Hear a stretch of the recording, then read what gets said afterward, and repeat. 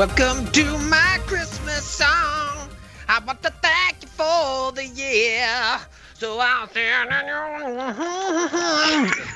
oh, to say it's nice to have you here. Oh, this is my little yellow Russian. We're getting ready tonight. Drinking some Oh. I feel terrible. Is it because of that horrendous-looking drink in front of you? That thing looks like it'll go right. Russian? I never go heard straight of through you. Russian. First of all, this drink is the only thing standing between me and a good time. It's vodka, Kahlua, and urine. It's vodka, Kahlua, and eggnog with a little bit of cinnamon and a little bit of nutmeg. It's a oh my god, yellow Russian. Oh god, it's the only thing I drink during the holidays. That 900 beers. Kahlua. Yeah, it's just like a white Russian, but you substitute the milk with the nog. You substitute the milk with eggs. I mean, have people really not heard of this? Have you guys not heard of this? I've never heard of chat's it. blowing You up. have They're talked like, about it to me before, yeah. You guys heard about this one? You heard about this one? You heard about this? Yeah, but the nog in the White Russian, I've never heard in my life. This was a staple of my holiday parties. I would just people would walk through the door and I'd throw them one of these, and then they wouldn't really remember what happened after that. That's what I'm hoping. That's what I drank tonight. Yeah, I like to me, you tell me a drink like that and I'm like, oh, vodka and eggnog? It just sounds gross. It doesn't go together. It won't sit well on your stomach. And then I think, well, because the normal thing you do with eggnog is put rum in it. And I'm like, because rum is so much better on your system than vodka. Like, it's all gross, but delicious. I feel like rum is an enhancement to the eggnog, whereas the vodka is just to juice up the effects of the eggnog. Last couple Christmases, I just cut out the middleman and went straight vodka. It was a grand old time. What do you need the dog for? It weighs you down. I really got to tell my family a couple things that had been on my mind for the last couple years that I wasn't brave enough to talk about until I went straight Smirnoff. I used to do Captain with a little bit of E&J brandy, which was nice. That was my staple for a long time. And then somebody turned me on to the Yellow Russian, and I never looked back. That's all I make now. I don't even go back to the rum and brandy, which is also very delicious, especially put some fresh nutmeg in there. I'm telling you, vodka, brandy, and vodka, Kahlua, and just a splash of nog in a pint glass is all you need to get through the holidays, especially when you're on about 90 minutes of sleep a night, which is where I'm at right now. Right. That's the other bit of news, in addition to the disgusting drink, is you just had a baby. I did. Well, my wife did. Let's be honest. The yeoman share of the work. In that right. department. I did the emotional support. Right. Yeah, I had a baby last week. Little Dash Harris LaValle was born last Monday. Yeah, Monday. That's right. Today's Sagittarius. Yeah, a little Sag action. I don't know what that means. I know what Virgos are. That's about it. So that's why we didn't have a stream last week. I was recovering and should still be right now. As we were setting up for the stream, I was like running upstairs to grab my son because my wife can't lift my son into the crib. So I'm like, all right, put your pajamas on. Come back down here. Is the stream all right? Go back up. All right, let's put your pajamas. Come on, get this on. Sleep sack. Putting him in the bed. And then like, here we are, ready to stream. But I'm excited. We haven't played. I feel like we haven't played in forever because everything else has been pre-recorded, and this is our only game that we're doing live these days. And this is coming to an end as well. Yeah, sad times, but it is great to be live again at the holidays. I really happy to like. And while we're on that, I do want to, in the spirit of the holiday season, I'd like to say a huge thank you and a few I'm sorries to the Naish, to our community that's so wonderful out there, because you guys are the best. And during that long period where we did not go into the office at all, there were so many things that were sent there, and I mentioned a few of them on the Glass Cannon podcast, this is the Glass Cannon podcast, but on the Giant Slayer campaign. But a few I didn't, and I was like, you know what, these are going to get lost in the shuffle over the holidays if I don't get it out right now. And so I just wanted to throw out a few congratulations and thank yous, etc. I'm just grabbing right off the top of the list here. Oh, yeah. So Clint, just want to say thank you so much. Clint was very excited about our new game Who Dis play of Warhammer 40K. Was pumped about it and sent couple really nice Christmas gifts for us. Oh, You guys familiar Dan with these? Abnett.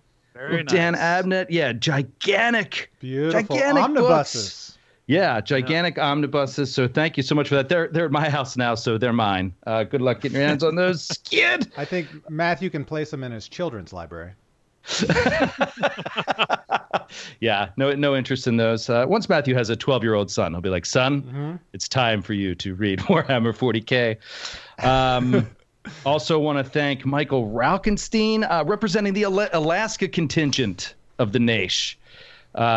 Sent us champagne flutes, you guys. You haven't seen them yet. Whoa. They're personalized champagne flutes because we mentioned one time on the show we were drinking champagne for something. We were like, we don't have champagne flutes here.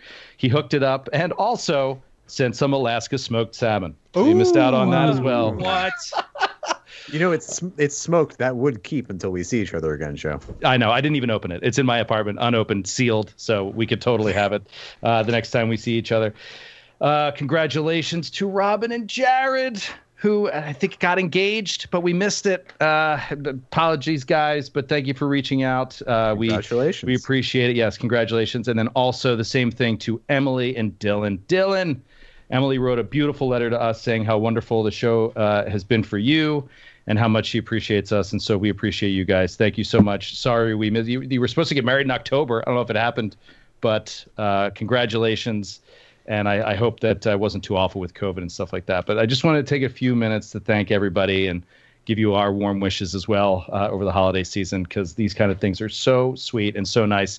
And I'm sorry that sometimes we can't get to them right away, especially when we don't go to the office anymore. So Merry Christmas, everybody. Happy holidays, and thank you. That is all. That's my piece. Somebody wake Troy up. Somebody Linus. wake up, Hicks. Linus, wake Troy. Sorry, you gotta sneak those Z's in when you can. What happened? What did we win? Don't worry about it. Oh, side quest, side sesh. We hardly knew ye. 36 weeks. It's all about to come to an end. Got tonight, and then if you're subscribed to our newsletter, we announced via said newsletter that the finale of Side Quest Side Sesh is happening in 2 weeks on Tuesday, December 29th, 8 p.m. Eastern, right here on this Twitch channel. We're ending it. Maybe I'll end it tonight and take that Tuesday off. Yeah, just a quick TPK, and we all have that Tuesday off. That is an option that I did not think about. Maybe we'll go a little long tonight, and that'll be like a 20-minute sesh, and then we'll just goof off for the rest of the 100 and I can't do math. The rest of the time to fill that 2-hour slot. It's going to be great. So be sure you watch that, and then watch tonight, which you already are doing. It's exciting to kind of close the book on it in a way, just because this started spontaneously, out of the quarantine, and obviously it's crazy that we're still in it some 37 weeks later, but we are kind of moving on from it at the moment because we're just going to be doing more new and different content from home, which we've been built out for now because of the quarantine. And so, thank you to SideQuest Side Sesh for bridging the gap for us and making us realize like what potential was out there.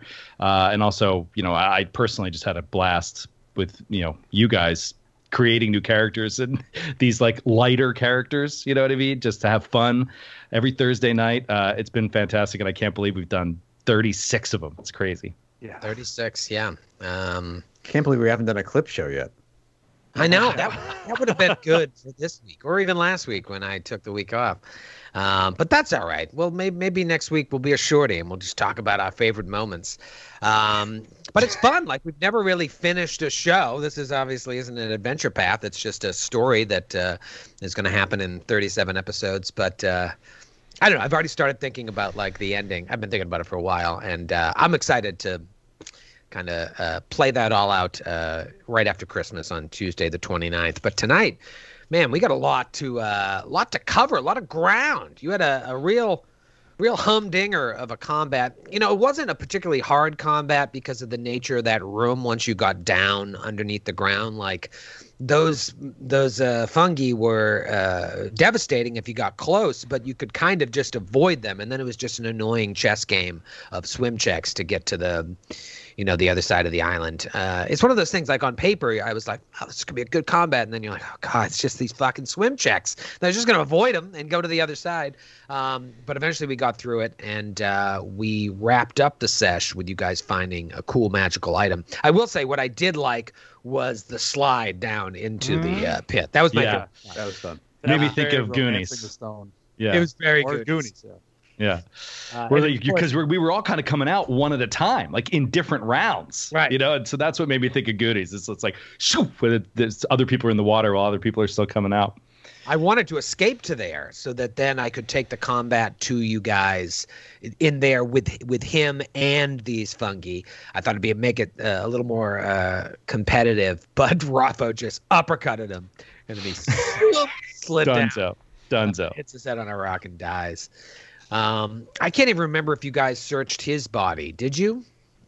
No, I don't believe so. Not All right, yet. let's talk about We pulled his body up onto shore, right? And then He's stopped dead. there. Yeah. 100% dead. He has a rapier, a masterwork light crossbow, classic, some bolts.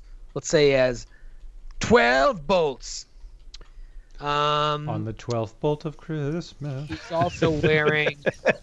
Let's talk about his magical gear. I'm just gonna hand wave the spellcraft checks. He has +1 studded leather armor. Ooh, hello. Ring of protection +2. Whoa! Oh, that's no joke. And here, don't go clawing each other's eyes out like it's a tickle me ammo. He has a belt of incredible dexterity +2. Whoa, Vern. Whoa, Vern. He is very similarly kitted to Rapho, because I have that ring and that belt. So fight over it, you filthy masses. Go. Wow. You have a ring of protection +2 Plus and a bonus. belt of dexterity. Yeah. +2. But he doesn't have weapons. He just has. That's Yeah. right. That's Yeah, right. very cool. Good trait, wealthy parents. So you got extra gold. Yes, Do that, rat. that's right. Geez, I think I'm good on the armor. Yeah, I'm good on the armor. But I would like that ring of protection. I'll throw and you can have the belt. Though, I mean, well, why not? Why wouldn't I roll on the belt? Roll on the belt. Can I roll? Either of you guys, who would like the belt? I would like to roll on both of them. Me too. All right, I'll back out of the belt. I'll just roll on the old ring of protection. Okay. Here we go. All right. For the ring of protection first. Or the ring of protection. 15. Damn it. 4. Natural 1. Merry Christmas. God damn it. All right. All right. For the one that matters. Band of gold. Can't beat that. Like that. That's a belt that Wait, keeps we on haven't giving rolled- all year round. We haven't rolled for the belt yet. That's correct. Oh, wait a minute. Pause. Roll for the ring. Can I have your ring of protection +1? Of course. Thank you. Because I remember I lost a roll off to you on that one too. Yeah. Wow. God, this is so cool. A halfling exchanging rings in an underground cave. This is why we play the game. Shall we roll for the belt? Do Did we it. lose Skid? No, he's there. 5 for Skid. 15. Okay, well there you go. 15 wins both. It was a belt of incredible dexterity +2. +4, I believe. Have fun with that. +4. It was definitely +2. I +1. wanted to see if Troy nodded off. I'm kind of here. Dude, a ring of protection +2 is worth 8,000 gold pieces. This is no joke item. He was a keeper. He was a keeper of the oldest. They don't screw around. If I remember correctly, you got some good swag off of Keeper Crove. Yeah, yes. 5. The Pearl of Power. Who has that? That was from Keeper Crove. I have that. Okay. That is And that awesome. potion of fly? Come on. Love it. I believe potion of Yeah. fly. We should brush up on what gear we have. Yeah, let's So- do it. Troy, take a nap. I have dust of appearance. and a potion of lesser restoration. I'm talking about consumables mostly, but yeah. I feel like we got some good stuff though. Why don't I have any of it? I have a couple wands. I've got a wand of Cure Light Wounds and a wand of Lesser Restoration. But I think we had those anyway. I have, Don't forget the wand of suggestion, Joe. I don't think I have that. Oh. I don't think it's into my spell list. Oh, Skid, maybe Skids could probably use it. Yeah, maybe Skid does. Sounds bardy. What is it? Wand of suggestion. Wand of Suggestion. Oh, I could use that. Otherwise, I don't have any of that kind of stuff. I just have potions of cure. And then I've got my scrolls, which is, got a bunch of scrolls. Yeah. All So right. look, can we talk about this sword, please? I think it's time yeah. we talk about the elephant sword in the room, which is what they call my penis back in Vietnam. What? It is. He was there last year. It was on vacation. All right, ready? Did you guys roll really well on this? We did not. Yeah. No, I rolled a natural one. And Okay. you were No, like, but then you shouted it across to me, and then I rolled. oh, Yes. okay. And you hit it. Yeah. All right. I said it had 3 things. 3 sweet things about it. 1, it's mithril. Ooh. 2, it's a +1 weapon. Obviously. 3, it's aberration bane.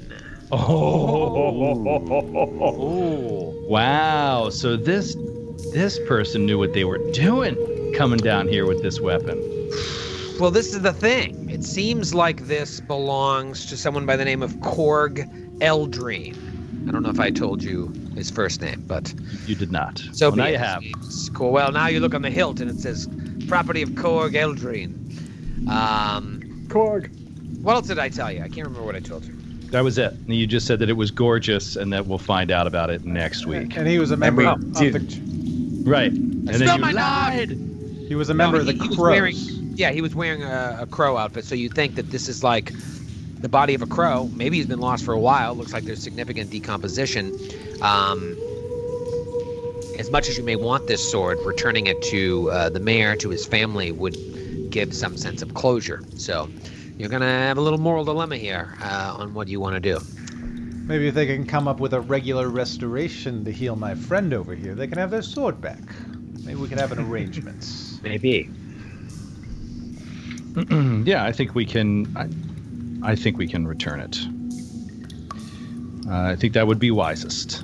Of course, if anybody really wants to wield it to fight this thing, we can ask the mayor if he doesn't think that wouldn't be wise. But Maybe they could loan it to us. Yeah, or it just slips our mind until after we save the town. And then we return said items then. sure, but I mean, who's going to use it? Nobody's going to use it. So Yeah, I can't. There's no more sword wielders in the group. I have trained many times, and I am unable to wield the sword, I'm afraid. I am no good with a long sword. Well, why don't we sell it? Yes, that's the other option. Take a 30% finder's fee and then return the rest of the proceeds to the next of kin. And tell them where they could buy it if they wanted to buy it back. Yeah. if you wanna Surely buy it. some piece of his rotting clothing or maybe a bone fragment can serve as, you That know. would mean so much more to the family than some old rotten sword. Exactly. That's closure. Terrestrial remains. That's closure. Yeah, like no one buries a sword and like goes and visits it and lays flowers next to a buried sword.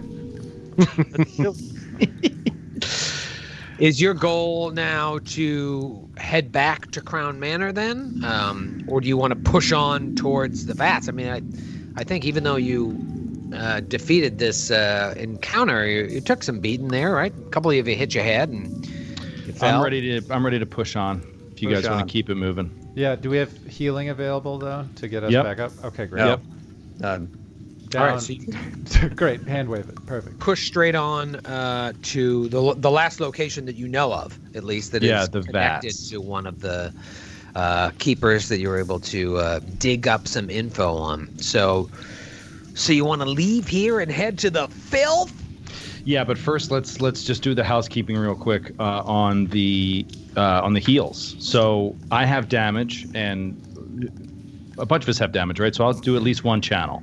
You want to do a channel, and then I'll do a channel, and then we'll see how we're Yeah, we could ping pong some channels. Here's my first channel. Obviously, it'll be terrible. Oh, natural 1, but then a natural 6. So 11 points of healing to start. That brings me to full. I'm at full as well. I am still down 20 hit points.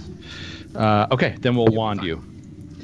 I can channel too. Let me channel. Well, we don't need to channel if there's only one don't person need to waste down. a channel. Oh. Yeah. I never use it. Okay, yeah. Channel away. Give Shaylin a chance to bestow her grace upon us, my friend. A rainy day channel? Yeah. How many points? 5. 5. 5, so you need 15 more. Okay, that's 9 from the wand, max. Okay. And then 6 from the wand. Beautiful. Exactly 15. 2 charges used. Great. Man, that was smooth. This cleric party. I mean, I'm all right with this. We need to think about this for future projects. Possibly undefeatable. Possibly. I mean, it's always defeatable, but this is nice. It's certainly nice to not have to rest every 8 minutes. It is strange, though. I think we found the first party that can't accept a +1 longsword. Yes, that is true, though. Give and take. But, dude, who needs it when you got Raffo and his bare hands? You just don't need it anymore. Yeah. This is like an episode of Saint Elsewhere or ER with guest starring Mike Tyson. It's like all doctors. And then like one guy just like beats the hell out of everybody. Yeah, I'm gonna need to be in the ICU right now. I'm gonna need as much morphine as you can give me because I'm really hurt, Doc. I'm really hurt. I like that imagery. It really is so powerful. Just like one punch, boom, somebody's dead. Just dead. One punch. I didn't see the fight, but Mike Tyson recently came back to put on an exhibition fight with another old boxer, and I watched the post-game interview, and his personality, he has really gone through a personality. He's so nice now and down to earth. I'm glad he's found peace. Anyway. Yeah. Who was it? Was it Hopkins? Roy Jones Sr.? Oh, yeah. Roy Jones Jr., is that who it was? Yeah, I knew there was an exhibition fight happening, but I didn't watch it. All right. To the Vats. Here's the situation here. Getting back up is going to be a little tricky. I don't want to go through the whole rigmarole of you guys rolling to see how you're going to get out and whatnot, but can you just talk me through how it's going to actually happen? Do you have to burn your potion of fly so one of you can fly up there and let down a rope? The ledge is 20 feet up, and that's the only way out. Once you get up there, there's enough handholds that you could slowly take your time and climb your way back up. But just kind of talk me through how you want to do this. I'm mainly concerned, are you going to have to burn some spells or potions to do it? And then I'll let you know how much time it's going to take, and we'll kind of figure that out together. That 20 feet up is difficult. A high jump greater than 4 feet is like a DC, you add +4 to the DC every foot above 4, so it's like an impossible DC for us to hit. So I think we'd have to use that unless we had a grappling hook action. I have the spell Air Step prepared, but I don't. It's not going to help. That might help me get up the slide, but it's not going to help me get up the first ledge. Is that target self or touch? Self. Do you have the spell Air Supply? Lost in love. Yeah, I'm not seeing any solutions on my end. I mean, we might have to do that. That's crazy. Yeah, I do not have a grappling hook, which would be like a reasonable solution to me with a rope. But here's an idea. Rotho can throw Vern up the ledge. Love it. I only weigh. Where is it? Where do I find this information? It's not that easy to throw like 50 pounds up 20 feet, right? You just How swing it do I around. find out how much I weigh? Swing it around. I think you should try it. I am bouncy. All right, so you want to try and give Vern the old 1-2? Heave-ho. I weigh 30 pounds. Yeah, dude, he can totally do that. All right, so Rafa will throw him up there. Vern will give a reflex save, Vern, just for shits and giggles here. Oh, man, straight into the rocks. Splat! That is a 13. Yeah, that's enough. Rafa's got excellent aim. He used to throw hatchets in bars down in Williamsburg. I was watching the World Hatchet Throwing Championship on ESPN2 the other day, and I was like, what is 2020? Yeah, Rafa should be able to do that because the example in the table for strength for Pathfinder 1.0 of an 18 strength score is that of a centaur, a displacer beast, or a minotaur. So I think I can throw 30 pounds like that. Yeah, Minotaur can do it. Dude, Minotaurs toss goblins all day.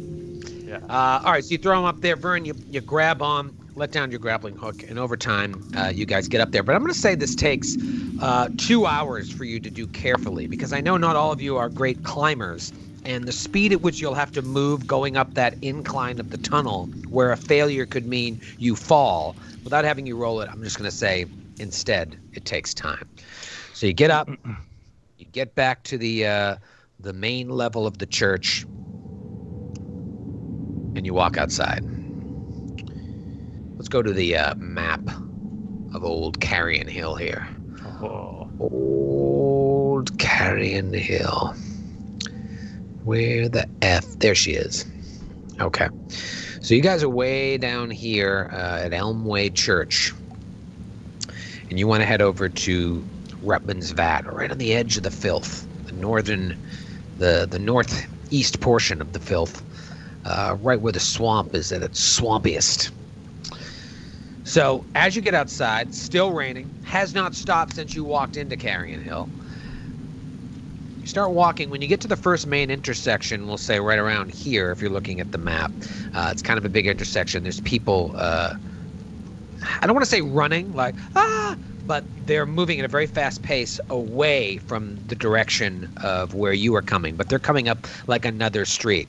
So you guys are coming from the south up towards the north, and then along from the east, people are moving very hurriedly towards the west. Do you say anything? Do you stop them, or you just keep going on your way? We'll stop them. Okay. Yeah. Excuse me. What's going on? What is going on here? There's a problem. Something happened at the asylum. Ah, that is terrible. And we run away. All right. Shaylin loves you. What has happened at the asylum? Zakari's face gets really intense. It's something. It's falling down. Something horrible is happening. Ask him. And she points at a crow who is like moving very quickly with 3 other crows in your direction, but about to like go a different way.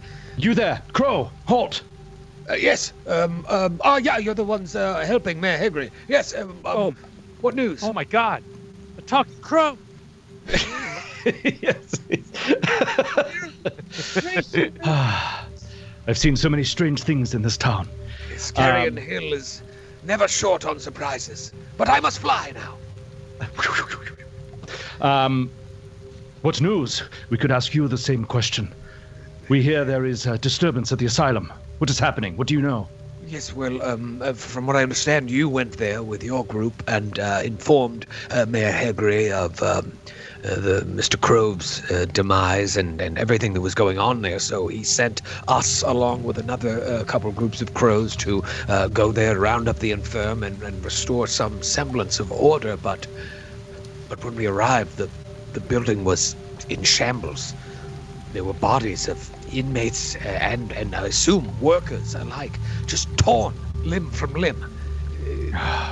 They said it was, honestly, it's unlike anything I've ever seen. There were bodies that seemed to be capsized on themselves, more than dismembered, but almost as if they were imploded and smashed on the walls in some sort of macabre painting.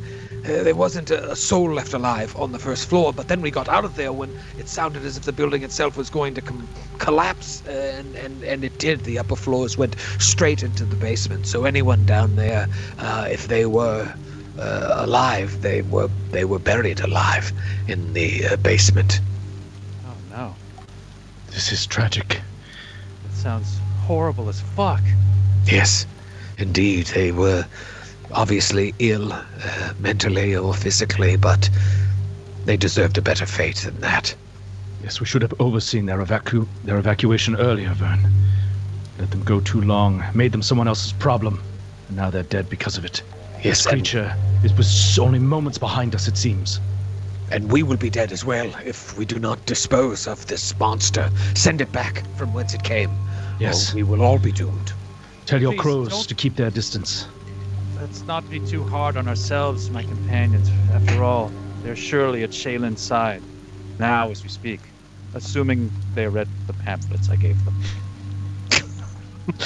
I'm sure they squeezed that in, Johnny. And he taps your shoulder gently. I can only hope they did. Most of them were just chewing on the pamphlets when you handed them. Brother They ate Crow, them? Yes, sir. may I ask you if you were familiar with Korg Eldrine? Korg Eldraine. Yes, he was a sergeant of ours. He has been missing for quite some time. Why do you ask? I'm not good with delivering bad news. Go ahead. I mean, We found his remains. Beneath the church, I'm afraid. Beneath the old Elmway Church?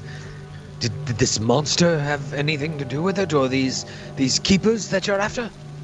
No, What what he was... Gari's trying to say is that he's dead. And he's been very, very, very dead for some time. Yes, I'm afraid it is not a new occurrence, his falling. And it does not seem to be to this creature, from what we can tell. He descended below the church. There were tunnels below there, a lake, a cavern, a flooded cavern beneath the church itself. He died there, fighting what, I'm not sure. Perhaps these plant creatures we came in contact with. But in either case, Vern, hand me the sword. X-ray on the The orb. sword. No, surely this poor man, Corgi, this was the act of madman, descending as he did beneath the earth to face such. You have his sword. What? Yes, Vern, again, please, could I have the sword? Oh yes, here you go. And Burton hands a random dagger on his person. This, I assume, quite was small. his sword. He preferred a smaller sword, yes? No, he actually eschewed the dagger for a long sword. He always said that dagger was a goblin's weapon.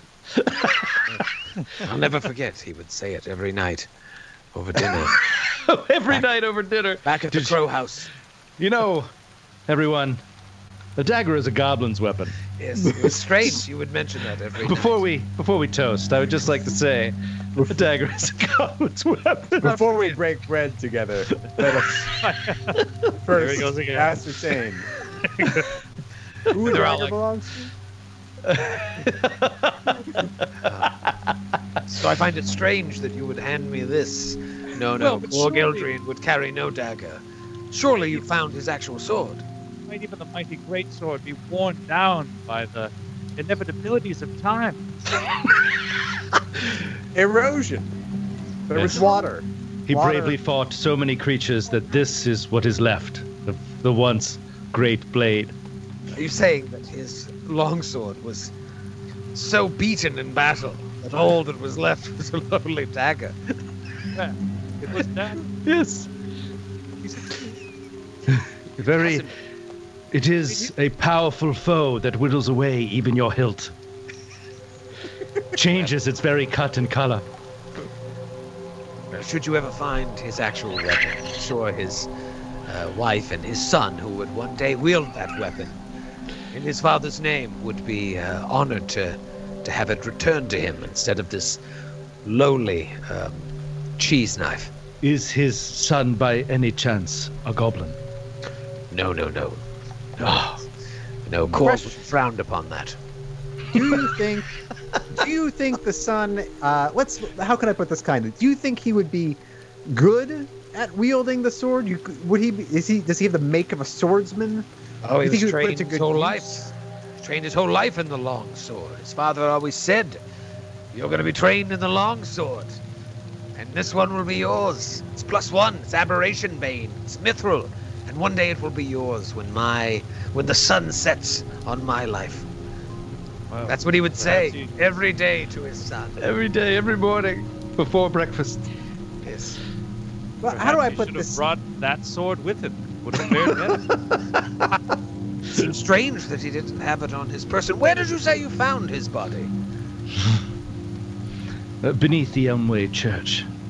We left the remains there because it was too tedious for us to remove them. It would have required thought and extra work. I know, I understand well. It seems like you've done the same work you did with the asylum, so I'm sure everything will end up exactly the same, and we won't send anyone in to retrieve his body. Well, if you find the sword elsewhere in your knapsack at the end of the day, Yes. bring it to Mayor Hegri. If we see a sword, we certainly will. Thank you for your service. Yes, and good luck wherever this journey takes you. I understand that the mayor has put a lot of faith in you and your companions, so please save us. And as the guy walks away, Zakari slowly turns to Vern, raises an eyebrow, and says, I think he bought it.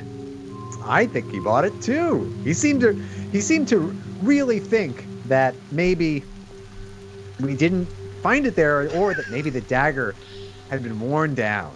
Yes. You see Yes, the crows perhaps. standing about 10 feet away, and you hear the guy say, so they have the sword, right? I don't know why they're being so coy about it. I can see it on his back. Yeah, the goblin's carrying it. It's twice the size of him. I didn't want to cause a stir, because I know the mayor likes them. No, but, this is a different sword. Oh, I'm sorry, didn't know you could hear us. Yes, we carry brought on. this one with us. I'm a goblin. For me, this is a great sword. I see. Clearly not a long sword. I see. Well, good luck in your travels. And we'll be having a conversation about your anti-goblin prejudice another time. Well, again, it wasn't us, it was Korg. And he was just very particular about weapons you should use. Oh, man. Good day to you. Yeah, when I first found his body, I thought he was a hero. Now it sounds like he's a real jerk. He had some old-fashioned views on goblins. On weaponry, yeah.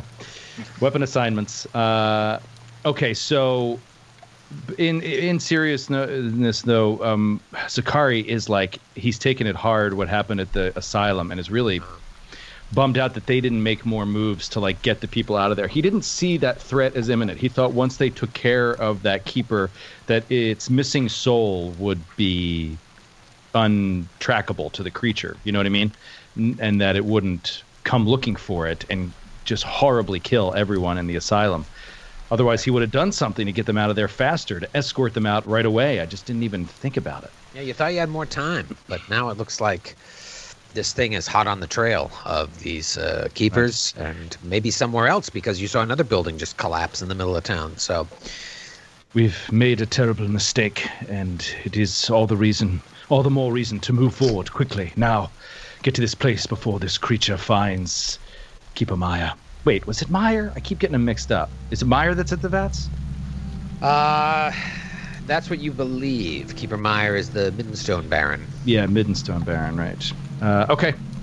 Can we head there? Hold on a second. Yeah. I'm going to look at my...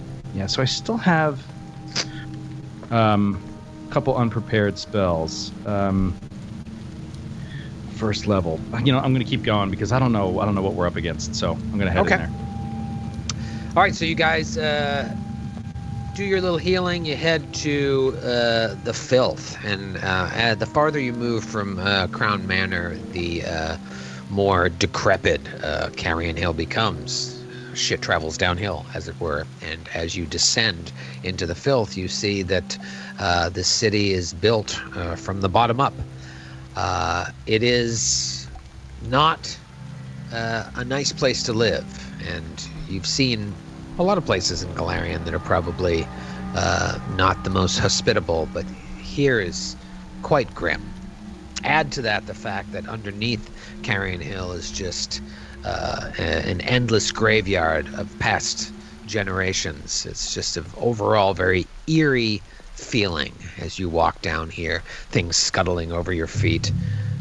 Too big to be a cockroach, too small to be a rat.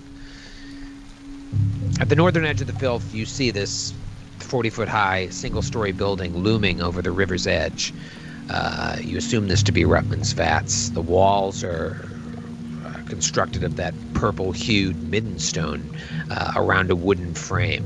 This middenstone is obviously made from the carapaces of these cockroaches that are local to the filth.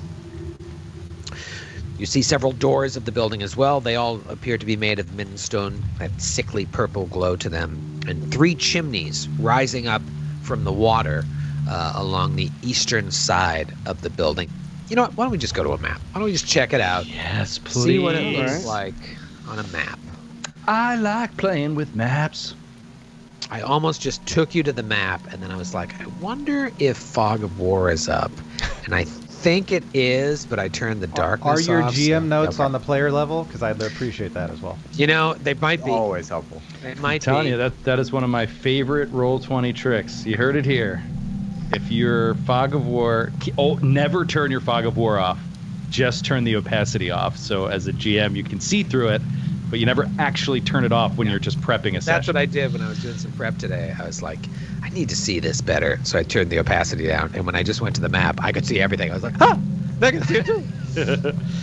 So this is the building you're looking at. I got you 4 bozos down the bottom there, but you do see multiple doors. A set of doors to the south, a set of doors to the on the eastern side of the building, and then of course this river with these chimneys and whatnot. There's also another door up to the on the western side of the building to the north. Yeah, this is a really, really long building. Yeah. Wow. And Very it's cool tall. building. It's like I said, it's like 40 feet tall, but it looks like it's only 1 story, which would make sense if it's some sort of warehouse. You know what I mean? It's probably got very high ceilings. You gotta Is fit the there- Vats. You gotta fit the Vats. Is there any way to climb to the roof? Is there like a planned way? Is there like a ladder or anything like that they use to get up there, up and down easily? There's no ladders. I mean, you could probably, if you swam in the river, climb the chimney. There's no real handholds on the Okay. on the building itself. What about windows? Is there tall windows? No windows looking in. Wow. A depressing place to work. Yeah. What do you think, Vern? I don't know. Straight through the front door? Or should we use the smaller entrance in the back? Well, you know what they say. When there's a front door and a back door, you always take the one that's smaller. Yes. And a dagger is a goblin's weapon. Here, here. I think we can That's a- all agree on that, Raffo. Here. That's offensive, and I'll remember that. That's offensive. Let's go with Vern's instincts here. The car's going to slowly move along this. What is this, grass? Yeah. Or just swampy land? It's grass, but it's very like Gross. as you're walking. Okay, so perception, listening along the side of the building as we're walking. Okay. See if we can hear anything in the building. That is a 24. Yeah, 24. You don't hear anything from time to time. There'll be this puff of smoke coming from the chimneys on the other side of the building, but you don't hear anything inside the building itself. Okay. Just another perception looking around the grounds. Keep a close eye, 28. 28, no foot traffic whatsoever around here. This building is sort of set off from the shanties that make up most of the filth. And rightly so, because there's a bit of a smell coming. You can smell that smoke is like stinky from whatever they're doing in there with the middenstone. So it would make sense that no one else built near this place. Okay. I'm just going to take a piece of cloth and drape it over my face. Just make sort of a little cloth mask to try to keep some of that odor off if we go in there and it like really reeks. Hold it with your free hand? No, just like tie it around. Okay. Why would you make a homemade mask when you can purchase a mask Themed with Glass Cannon podcast characters. Wow. Available That's right. now. Shameless. Of course, Available the true meaning, this holiday season. the true meaning of Christmas, commercialism. Yeah. The Nothing December says to I love Remember you. mask event. All right, so you're gonna tie a rag around your mouth. Yeah. Okay. Just Like a not little- unlike that keeper you just faced. Yes. And then I will come up to the door slowly, and then I'm going to first listen at it. That is an 18. Nothing. Whatever this midden stone is, it doesn't seem like it's very good for sound traveling. And I'm going to draw out my Cold Iron Morningstar and test the door to see if it's unlocked. It's locked. Appears to be locked. Okay. Damn, this is locked. I don't know if we want to pick this one. Perhaps we just go through the front door. Unless, Vern, you want to invoke the dark arts. Well, as you know, Zakari, I don't particularly like to do this, but if you think it's necessary and we have an hour to spare, I'm your man.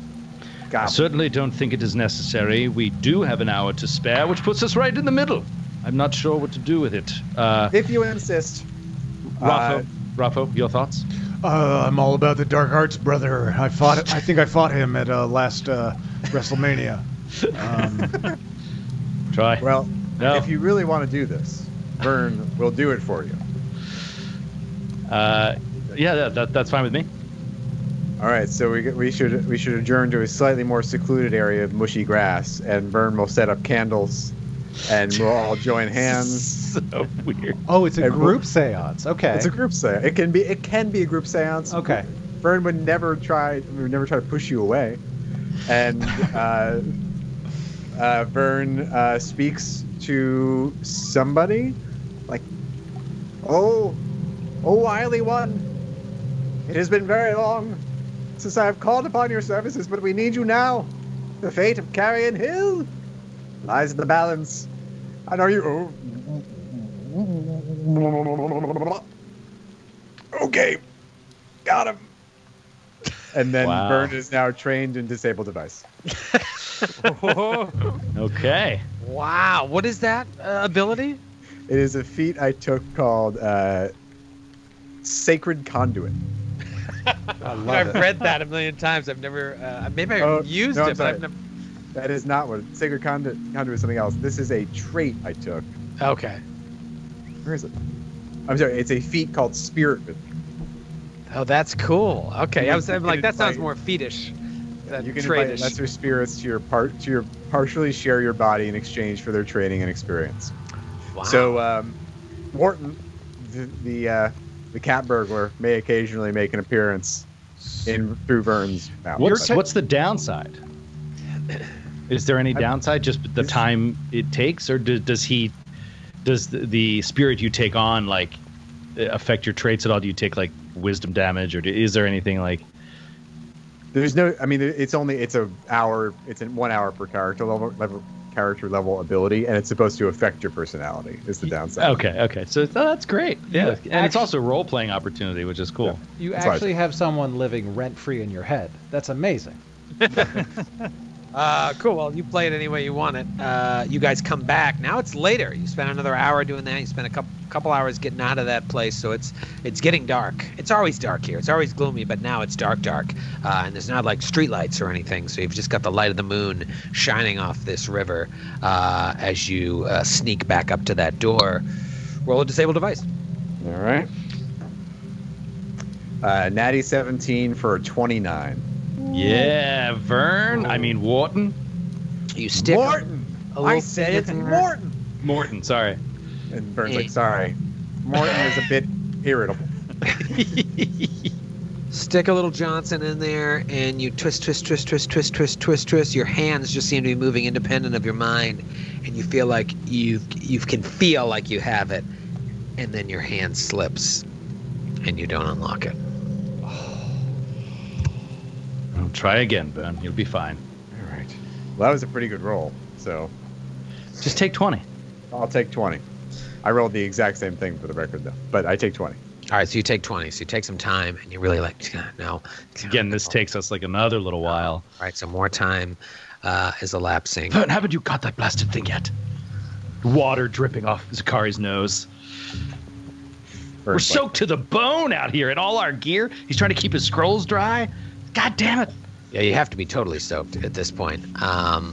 But you do. Open the door. Jesus. Skid is really selling out for the visual joke. For the listening audience, he has coated his face in actual water. He had a spray bottle, and he just went to town. Amazing. Please open the door. Please open the door.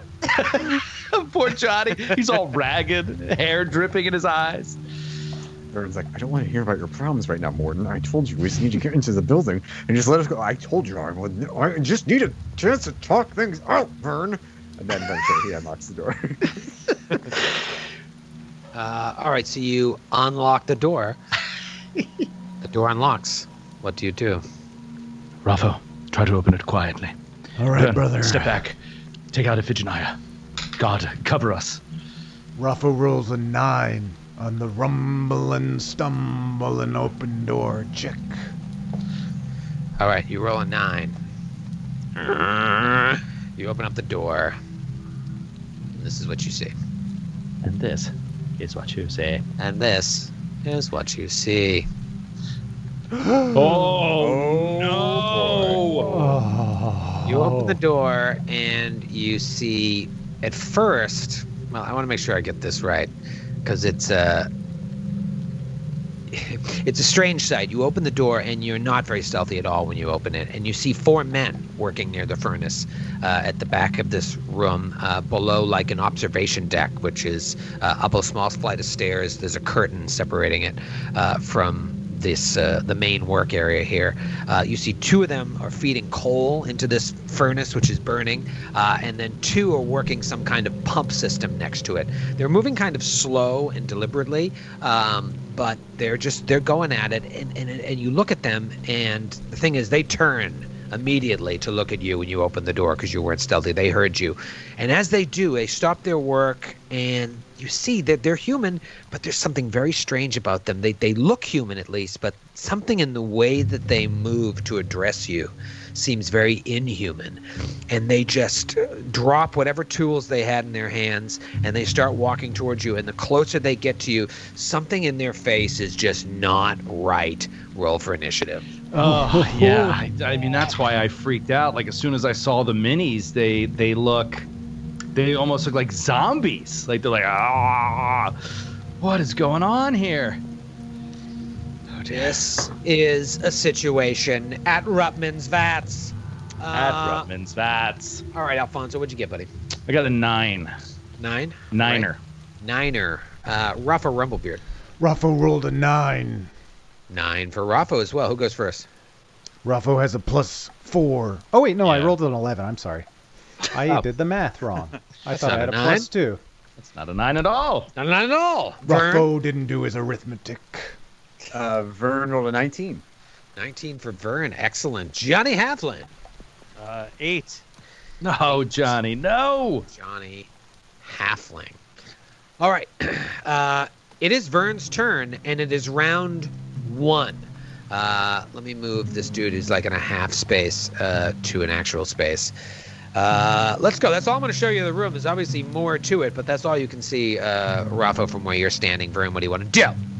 Can I roll a knowledge check on these guys? Yeah. Knowledge religion. Yeah, do a knowledge religion.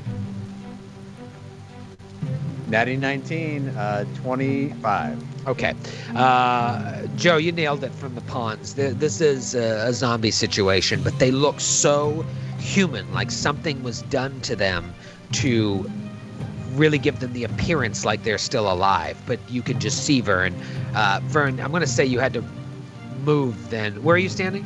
I'm standing directly behind Raffo. Oh, I don't see on my map. So then, yeah, you can see them fine. Oh, okay. Yeah. Vern's good. Yeah, it's a good old roll 20. I can't see it all on the map. So you can see there's something that like has been done to them to not preserve them, but to give them the appearance of being human, but the way that they look and the way that they move, this is some sort of zombie situation. Okay. I wonder if you can cast gentle repose on a zombie or something. You know what I mean? Like have them be undead, but sort of like, I don't know, not rotting away too much. Let's see. I'm looking. I have gentle repose, so it doesn't say anything, but it does. It would. No, I'm saying somebody else would have cast it on them previously to make them appear more human. I was looking at the text of the spell. I would know this, but zombies are I can channel offensively to hurt zombies, right? You would think. Great. So let me see how much range I got from where I am.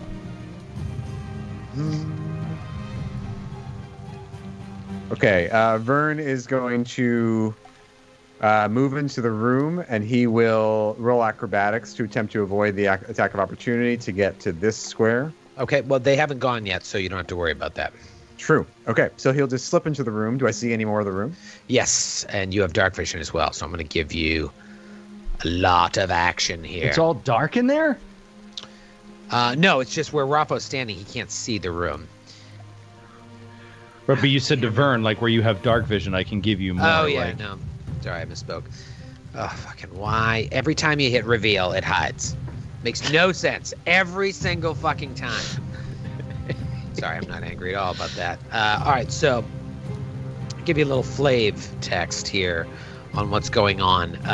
The stench and the humidity in the room is palpable as you step in, and now that you're actually in the room, you could feel it as you were on the outside. Now that you're in, it's just cloying and kind of choking you a little bit. You see there's no proper floor to this room, really, only a series of 5-foot wide midden stone walkways to the south, passing along and over a series of pits that look to be full of vats and liquids below. You can't really see from where you are. The ground in the pits is obscured by a layer of foul-smelling, bubbling water through which a tangle of violet middenstone pipes weave. Numerous huge metal cauldrons containing a nasty, bubbling, violent sludge simmer within the pits, each vat cradled in a nest of these steaming violet pipes. You look up, and the open ceiling, like I told you, it's 40 feet high, but it's only one floor. It's just a tangle of timbers, ropes, chains, pulleys, many bearing hooks sized for the rings that could come down, grab a cauldron, lift it up, move it someplace else, like a rope and pulley system for moving these huge cauldrons. Looking into the pits, you see ropes and slippery ladders descending in to the pits below, along every 5 feet along the pit. So at any place where you are adjacent to a pit, you could take a ladder down below. And then up to the north where you guys entered is this miniature warehouse with coal, barrels, cages, other things, and the huge furnace. Now, you walked into the room. I need you to make a fortitude save. I'm sweating from that fucking flavor text. Yeah, that's a complicated room. That is a complicated room. I'm also wearing very hot sweater. 13. 13. That's not great. Yeah. You are nauseated. Damn it. Or sickened. That's a big difference. It's a humongous difference. Yeah, I think you're just sickened. I want you to be nauseated. Make a DC to avoid being nauseated for 1 round. You are nauseated. Damn Success would mean you're sickened. Oh. You nauseated, bro. Okay, so then I can't act anymore. Right, you walk into the room, you roll to save, you fail, and you become nauseated, ending your turn. Where you're standing, though, and where Rafa is standing, you hear somewhere to the north a shriek like, "Ah!" And then it is Rafa's turn. Rafa will use a move action. Well, no, they're not right up on him, so he's not going to use that move action because he's going to be stuck there. He's going to say, Rafa, wait. Yes. Then Rafa will hold his action until Zakari goes. Hesitating. He's coiled like a snake to pounce, but he's going to wait. Okay. So Rafa will hold. Let's get down to business. Damn. So, but with you at 11 and me at 9, we'd get in right before them. Terrible advice, brother. From below, in the vat, Uh-oh. Vern, Oh, God. you see some things. You see 3 more Oh, God. of these workers. Oh, my God. Oh, God. Amidst the tangle of pipes and cauldrons. This map isn't super accurate. There's space to move it around down there, but if you fall into there, you're going to land in this sludge. And they start climbing out. Oh, God. Oh, One God. climbs out on one side of you. One climbs out on the other side of you. Oh, my God. One climbs out over here to the north, and one climbs out to the west. Now, the one Is right it a next free to action to vomit on them? yeah, go ahead. Perfect. Thank you. The one next to Raffo will take. All right, so can you take a 5-foot step when you're staggered?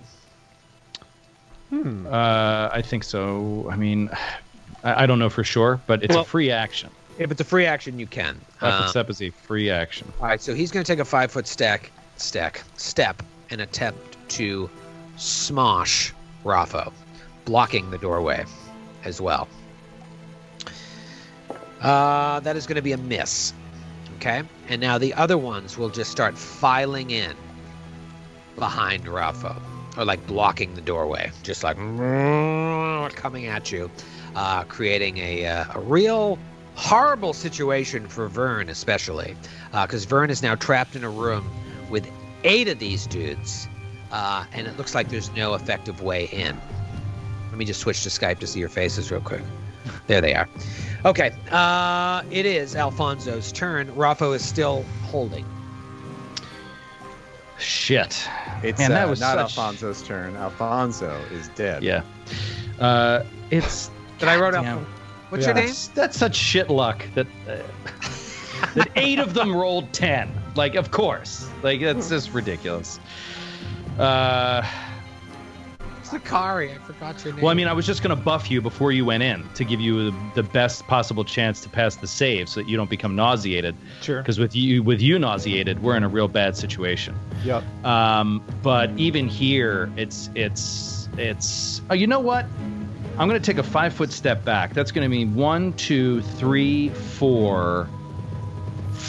So 1, 2, 3, 4. All in line of sight for a channel. For a channel to harm. Okay. Okay? So you need to roll a will save. Will save. 4 will saves for the 4 guys in a square. I'm going to double check. Is it will or fortitude?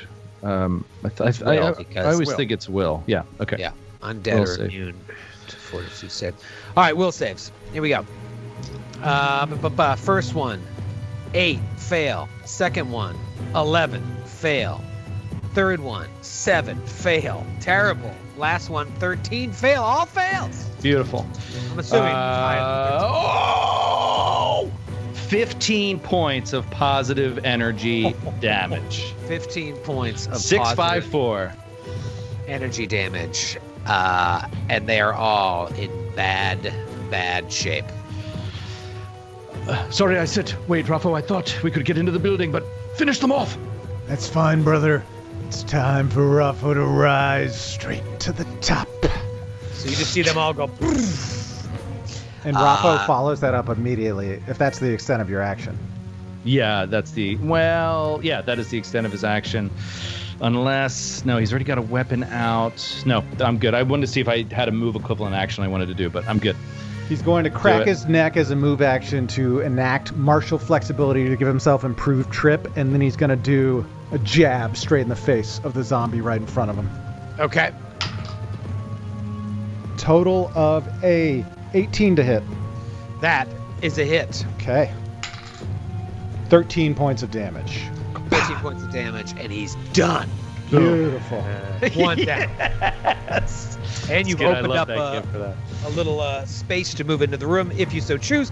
Obviously, you'd be surrounded, but you can get in and Well, I used a move action to enact that martial flexibility, so I will be staying where I am. But of course, Johnny wants to go right there, I'm sure. Right, Johnny wants to rush right into these this horde of zombies. Johnny, you are up. Johnny is going to move, and while he does so, he's going to draw this brand new +1 mithril aberrant bane sword. and hopefully my voice doesn't cut out. We'll see. You sound great, buddy. Okay. Well, we'll see, because I'm about to sing. So starts to inspire courage. Hear this ghostly music coming from all around you. How's it going, everybody?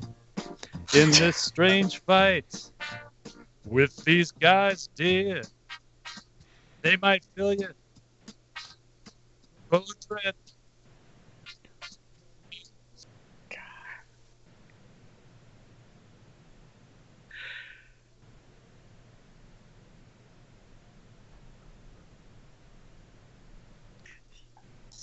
Yeah. Nice. Oh, man. And you know what? I just want to say a huge thank you to our live audience who is helping us create the show for our audio audience. Thank you guys for chipping in. This is what it's like to actually record in the studio sometimes. Now there is a reason to listen to the audio version. All right, so you guys are inspired. You drew the weapon, Johnny, so you're not going to move. Let's go to the top of the next round. Vern, you are no longer nauseated. What do you want to do? Actually, excuse me. Roll another fortitude save. You got to roll every round. No, Vern. No, my good friend. Natty 19. Beautiful. For this round. Wow, it's every round. Am I just sickened then? Yeah, now you're just sickened. And also gone from my map. You just keep disappearing. You're so little. I'm exactly where I've always been, Troy. Right in the middle of your zombies. Okay. Tale as old as time. Tale as old as time. Vern is going to do what he was going to do last round and what Zakari did last round and channel offensively, and he can get every single one of those zombies in this burst. Nice. Every single one. Every single one. That is a standard action that does not provoke an attack of opportunity. So please go ahead and roll a will save for each and every zombie. Wow, and that's including the dude on the other side? Yep. Okay. I'm giving credit to Morton for this one. I think this is his idea. All right. Fail. Just tell me the DC. I'll let you know if I hit it. 14. All right. Fail. Fail. Save. So this guy right here saved. The one to the north of you failed. The one to the south of you failed. And then the one across the way passed. So 2 passes. So you might kill multiple. Those 3 that I hit, you might kill right here. One of them saved. 10 points of damage to those who failed and 5 to those who saved. All right. So those guys are gone. Yes! Oh, my God. Okay. This is so much fun. 5 to those that passed. Yeah. Okay. And then Morton's influence will take over, and Vern will take a 5-foot step into the pit. What? 5 steps to climb down into the pit? Oh no, there's no climbing. You just jump right in? Vern is like. Oh, that's Morton taking over. Wow. He's got to get out of the.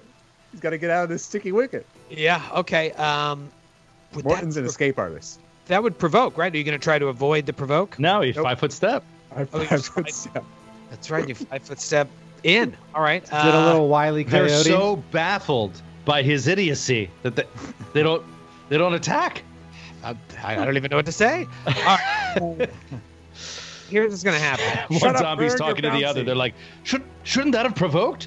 Why didn't you swing? I didn't. Why didn't you swing? I didn't know what he was doing. All right, so you take a 5-foot step in there and you go down. You don't. You land on your feet. You don't take any falling damage, but when you hit, you land in this it feels like muddy water, and it's burning hot. You immediately take 3 points of fire damage, and everything down there is difficult terrain. Worse yet, there are even more potent toxins down there than what was affecting you up there. Roll a fortitude save. God. And I'm sickened, so my saves are down. Okay, 20. 20. You're all right. Nice burn. Stuck within the pit. Okay. One thing I forgot. Not the end of the world. All right, Vern. Wait, what did you forget? I just forgot. Moving along these walkways, you have to move. You have to make acrobatics checks because it's so slippery. So just one little thing. If you want to move along the 5-foot walkways near the pits, like Vern did when he initially moved in, I should have had you slow your roll to roll an acrobatics check, but looks like we got the same result. You fell into the pit. He also has the highest chance to pass that acrobatics check of anybody on the team. So. Right. Here's what happens now. Raffo, go ahead and roll a perception check. All right, brother. Peers in with a steely 21. 21. Behind the curtain to the north, you see a face peer around the corner, point directly at you, and just shoo, and then disappear behind the curtain again. Suddenly, Zakari, Raffo, and Johnny Halfling feel the earth move around you as black tentacles appear beneath you. Oh my God! Oh, you must be so excited. Look at the boyish smile on Troy's face. It's like being a kid again. Skid his head. Oh, dude, sorry. that is worth polishing off the yellow nog, the yellow Russian. I need to freshen up my nog while you guys figure out black tentacles. No, we should talk black tentacles used against him so many times. If I had a dime, I'd be rich. All right, let's just talk about it. Let's talk about the elephant in the room. They're all over the place. Every creature within this area of the spell is the target of a combat maneuver check made to grapple each round at the beginning of your turn. Is it in my turn or your turn? No, including the round that Black Tentacles is cast. Every creature within the area of the spell is the target of a combat maneuver check made to grapple at the beginning of your turn. So, my turn, the caster, I would think, right? Does that count? Including now? Yes. Okay. Yeah. Creatures that enter the area are automatically attacked. Tentacles do not provoke attacks of opportunity when determining the CMB. Roll only once for the entire spell effect each round and apply the result to all creatures in the area of effect. Okay. Raffo's you're never going to stop Raffo. All right, here it comes. If we succeed on grappling, we'll talk about damage and whatnot. Ooh. It's going to be 24 against CMDs. Oh, that beats mine, for sure. It's grappled. Johnny? Yep. Johnny, grappled. Raffo? Raffo applied a little extra baby oil today and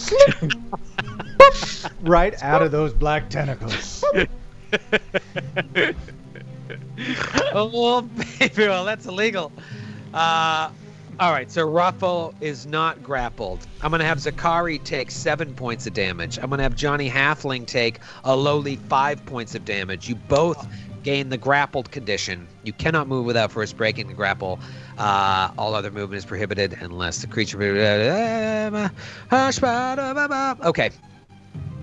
Yep, when it's the Black Tentacle's turn, we'll talk again. Raffo, if you're moving out of there, I think you're fine, right? Because you're moving out and you're only one step out, assuming you move into the room. However, your friends are trapped in the tentacles. It's the zombie's turn. Okay, there's 4 of them left. 4 down, 4 to go. One is going to... oh, Troy, be careful there. Don't move that. I was on the wrong... I hate this. Okay, one is going to climb... Actually, no. The one to the north is just going to... move along there. One will move up towards Raffo. And then this one will split out, and the other one will start going around the long way. Did they roll acrobatics checks? They didn't, so I'll move at half speed. Thank you. Thank you for keeping me honest, even though I didn't keep you honest. Okay. I'm very happy in this pit. Here's my fucking John here. Oh, great. Okay. Yeah. All right. Well, one of them didn't make it, and in fact, falls into the pit next to Vern. The other three successfully make it, but however, they have to move at half speed. So, that is their action, and now it is Zakari's turn. Zakari, you are grappled. This is unbelievable. How do you like them grapples, brother? He is going to be out here the rest of the evening. Okay. He's going to start by going into his knapsack as a move action and drawing out a scroll. Okay. Then he'll attempt to cast the scroll. Now, my concern here is obviously the grappled condition and casting spells. Right. You don't need the same components, right? Like, you don't need somatic components to cast a scroll. You just got to read it, and you can cast it, right? I believe the somatic components are used in the creation of the scroll, right? Isn't that how that works? Yes. Yeah, I think it is. At the time of the scroll, like the diamond dust is like put into the ink that the scroll is written with. I believe we've read before. Yeah, so if that's the case, then you don't need to... being grappled won't hurt you. You know the tentacles don't provoke an attack of opportunity. Yeah. Okay. I really don't think that there's a huge penalty to trying to do a scroll. So I'm just going to whip out a scroll. I'm going to target Johnny Halfling. And I'm going to cast Liberating Command on Johnny Halfling.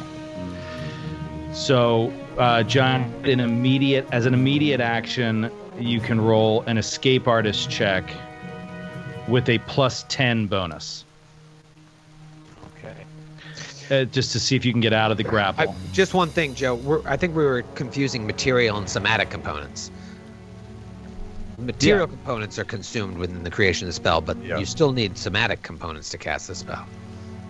Even you do? With a scroll. Yeah, somatic's what you do with your hands. I know that, but it says that specifically, that to cast a scroll, you have to do somatic components. This is from Rogue here with a 9 instead of a U, assuming Rogue. Activating a scroll spell is subject to disruption, just as casting a normally prepared spell would be. Oh, cool. That's good to know. But here's the question. If you're trying to cast a spell while grappled, I think you lose the spell. If you try to cast a scroll and you fail, like you don't lose the scroll. You know what I mean? So like I'm just trying to... What are the components for Liberating Command? Give me a quick look. The components are just verbal. Oh, they're just verbal. Thank you, Al Katie. You might as well thank Al Katie. Well, I had it right here. I just didn't see. It's just verbal. Now I'm going to give that all to Al Katie. Take it out, Katie. You did nothing, Joe, and so you still lose the spell because you didn't know. All right, well, I'm casting it with no penalties on Johnny Halfling. So, as an immediate action, Johnny, you can attempt that Escape Artist check. At a +10. With a +10 bonus. Yeah. That's a +4.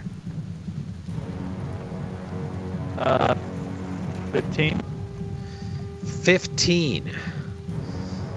What is my CM Dizzle? Did you say your net was a +4, so you have a -6 to Escape Artist? I do. Oh, brutal. I thought as a halfling you'd have a little more dex than I do. Your bonus is worse than mine. Yeah. Yeah, no, that is not enough to break. Black. Wait. Hold on a second. Is it even close, Troy? Is it within 2? What was the total? 15? 15. 15. No. Okay. Because, like, you don't use the grappled condition. If you have that on, you don't take that penalty against the Escape Artist check to get out of the very same grapple. So if you're taking like a -2 to your Escape Artist because of being grappled, you don't take that penalty when you're escaping that very grapple. But if it's only, if it's not even close. 2. Yeah, that's fine. Yeah, these are strong tentacles. You're dealing with a pretty decent I'll be out caster. here for the remainder of the combat. Like, there's no way we're getting out of this thing. Or the remainder of your life. Let's find out. It is Raffo Rumblebeard's turn. Raffo, your party's in kind of a pickle here, although you have taken out half of the visible enemies. Well, I gotta give credit where credit's due to Vern for that amazing channel. But it's And time Zakari for the channel before that. Thank you, Vern. You're welcome. You're welcome. This is how I imagine Black Tentacles. It's constantly. Just freaking horrible. Raffo looks over his shoulder at Zakari fighting with these tentacles and is like, it's time for Raffo to shine. 5 foot steps forward, lets out a brawler's flurry against the zombie in front of him. 21 to hit for 13 points of damage. Okay, before I resolve the damage, I just need you to roll a fortitude save. Oh, also, you can't take a 5 foot step because you were in. I was in difficult terrain. Okay, so that's just a single attack, and that will be a 22. You're fine. You're not nauseated. You come in and you smash this dude. How many points of damage? 13. 13. He is still up. Oh, dang it.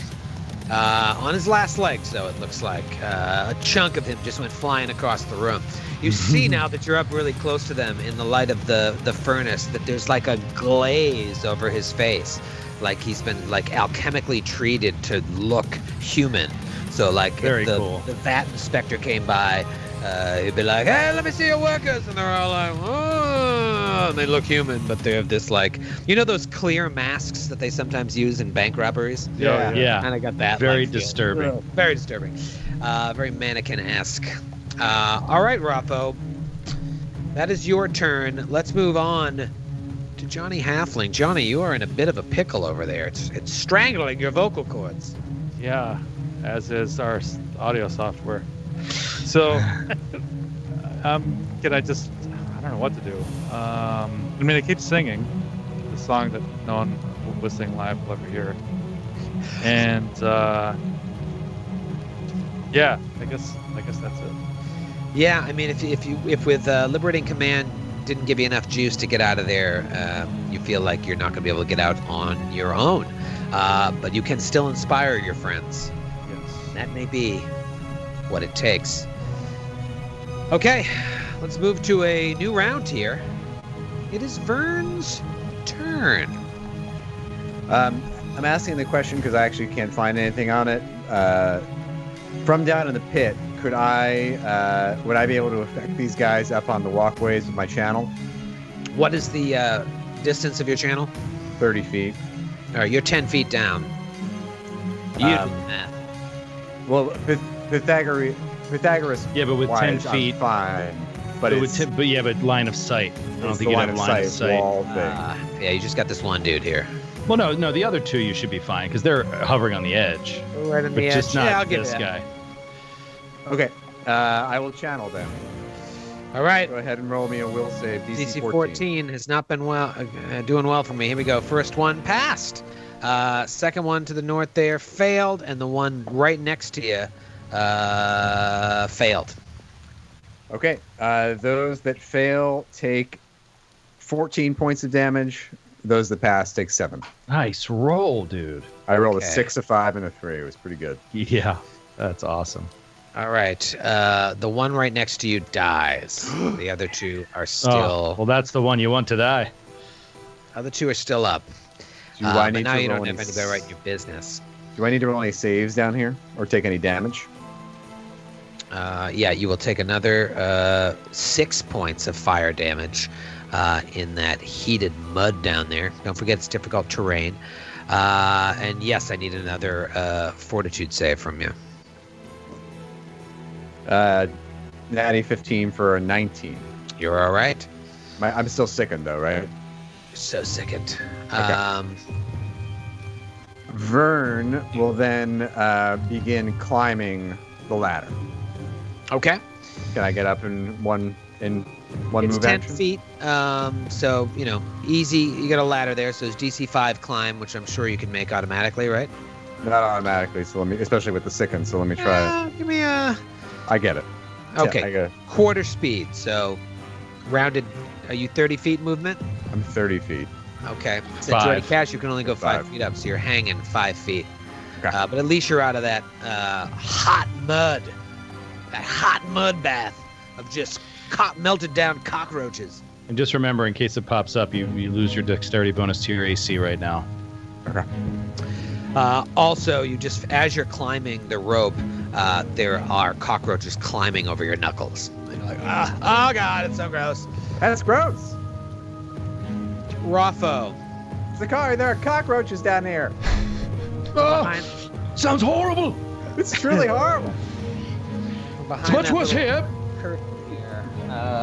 From behind that curtain, Raffo, all of a sudden a black ball of energy, a little bead, comes flying directly at you. I really hope.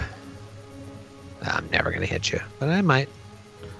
Let me see if there's anything I can do to myself to hit you with this, because it'll be so fucking cool if I can hit you. You must make it right. All right, range check. Here we go. Come on. Oh my god, nat 20 would be a game changer. Come on, LaValle. For Christmas. Close. It's a touch attack, range touch. 16. Ruffo has a 17 touch brother. Oh my god. You gotta be kidding me. I wish I had one giant. Day as Grant. One day. If I had one giant with a 17 touch AC, we'd still be in book 3 of Giant. Yeah, we'd be. Yep. There certainly wouldn't be any characters left from True Now. Wow. You see it bounce off of the shield of his Magnamar Wrestling Association championship belt. It's the only real armor he's wearing besides the tank top and the fanny pack. Yeah, so he's fine. All right, then. Then nothing happens to you. So that's so amazing. The one below will take a 5-foot step and attempt to slam you. Miss with a 12. The one right next to you will attempt to slam you. Miss. And then the one across the room is just going to kind of amble about to the eastern side of the furnace. And that's all he does. You've cleared out the room a bit, guys, but Zakari and Johnny are in trouble.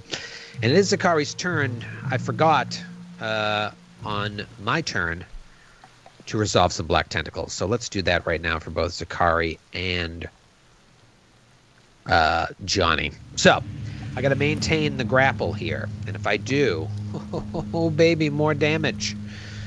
Natural 20 to maintain the grapple. So you're both maintained. That should be double damage, but it won't be. Zakari, you'll take 5 points of damage. Johnny will also take 5 points of damage. It can't move you or pin you, so you just maintain grappled, but obviously it just keeps dealing damage every time it maintains that grapple, just wrapping itself around your body, not constricting, but just like hurting you as it's grabbing at you and trying to pull you back into the earth from whence it came. And now it's Zakari's turn. You're still grappled. I'm so angry. You had a hot start. You know that I hate nothing more than this. I hate nothing more than this. There's nothing worse than just being purely debilitated and unable to play the game when you showed up at your buddy's house to just play a game. Like, you might die. Yeah, you might fail some rolls. At least you can roll. This grappling shit is a bunch of BS. But it is great to have some black tentacles in the house. Okay. You know what? I'm just gonna risk it all on there's no bottle caps around. It's not worth bottle cap. It's just such a long shot. All right, so I'm gonna try to cast the spell, and I may lose the spell. Okay. So here we go. DC, my friend, is 10 plus the grappler's CMB. All right. Plus the spell level. 10 plus the CMB. Which is 2. Plus the spell level. Okay. So you know the DC. Let me see. 10 plus CMB, not D, B, right. As in bonus, plus 2. Okay, I've got it. Okay, here we go. Got to roll high. I have combat casting, so that's a feat I took. I've got given myself the best chance that I can. Natty 19, 29. Oh, you made it. Oh, nice. Now, hold on a second. Son of a bitch. This game, it makes me want to die. It really does. It really does. Because That's Pathfinder. Tell all your friends. I'm going to just check the chat real quick. Is anybody saying that you can't even attempt it if it has somatic components? It's a good question. I was going to ask you when you started, and I was just like, hopefully he'll bring it up. Flavor-wise, I see the black tentacles as entangling your legs, not like... But anyway, you know what I mean? Because they're coming up from the ground. Grappled, can you take somatic actions? I don't know. Let's see. You can take an action that doesn't require two hands. Does somatic actions require two hands? Not necessarily. Like this? But I made the concentration check. I always cast my spells one hand. I trust Al-Kaidi, and Al-Kaidi says having somatic material, you must make the concentration check. Okay. One hand free. I've got one hand free. Okay, then we're good. And I'm just going to... It's a full round casting. Okay. All right. Very good. Very good. Which I just realized is probably bad because I might take damage. Disagrees and says the only spells which can be cast while grappling or pinned are those without somatic components and whose material components you have in hand already. Just throwing that out there. A little bit of a fight in the chat. Joe took eschew materials. Do you want me to just do nothing? But people are saying only pin. I just like a lively debate. I am fine with that. I mean, he seems to be quoting the rules, and I had a suspicion that those were the rules. That's pin. That's pin, not grappled, isn't it? I'm sorry. I hate to get bogged down in this. This is what grappling does. It's your fault, Troy. Really is. Page 184. To cast a spell with somatic component, you must gesture freely with at least one hand. You can't cast a spell of this type while bound, grappling, or with both your hands full or occupied. That's pretty convincing. I do want to say, Al-Kaidi did spell meme, and that typo alone takes away all credibility. All credibility. Okay. What a bummer. Sorry to waste everybody's time. No, it's fun. That Natty 19 was fun. We'll get it by next week, but it's good to all right. I am going to do an escape artist check. Wait. So I can't succeed. So can I do a knowledge arcana on black tentacles and to know its duration? Yes. Okay. Natural 20. 25 knowledge arcana to know its duration. Per level. Okay, so I can wait this out. And you can also tell you it can be dispelled. Yeah. Okay, then I am going to... the reason I can't attempt an escape artist is because a natural 20 I would fail. So I just know that because of my armor and everything. Because Skid already rolled a 15, so my natural 20 would be a 15. So I am going to just stop. Delay. No, I can't delay because I did the knowledge check. That's my turn. All right. Raffo, you're up. I'm going to need another fortitude save from you since you are in the room. Okay, 15. 15, you're all right. Ruffo's sick of dealing with these jobbers. So, without any type of attempt to avoid the attack of opportunity, lumberingly, Raffo moves towards the curtain and hopefully can walk straight through it. He will take whatever attacks of opportunity that may bring if they are capable of it. Let me just throw this out there for you. That part of the curtain there is up on a platform. So the only way to get behind the curtain from where you're standing is to go up those stairs on the right. So if that changes what you want to do...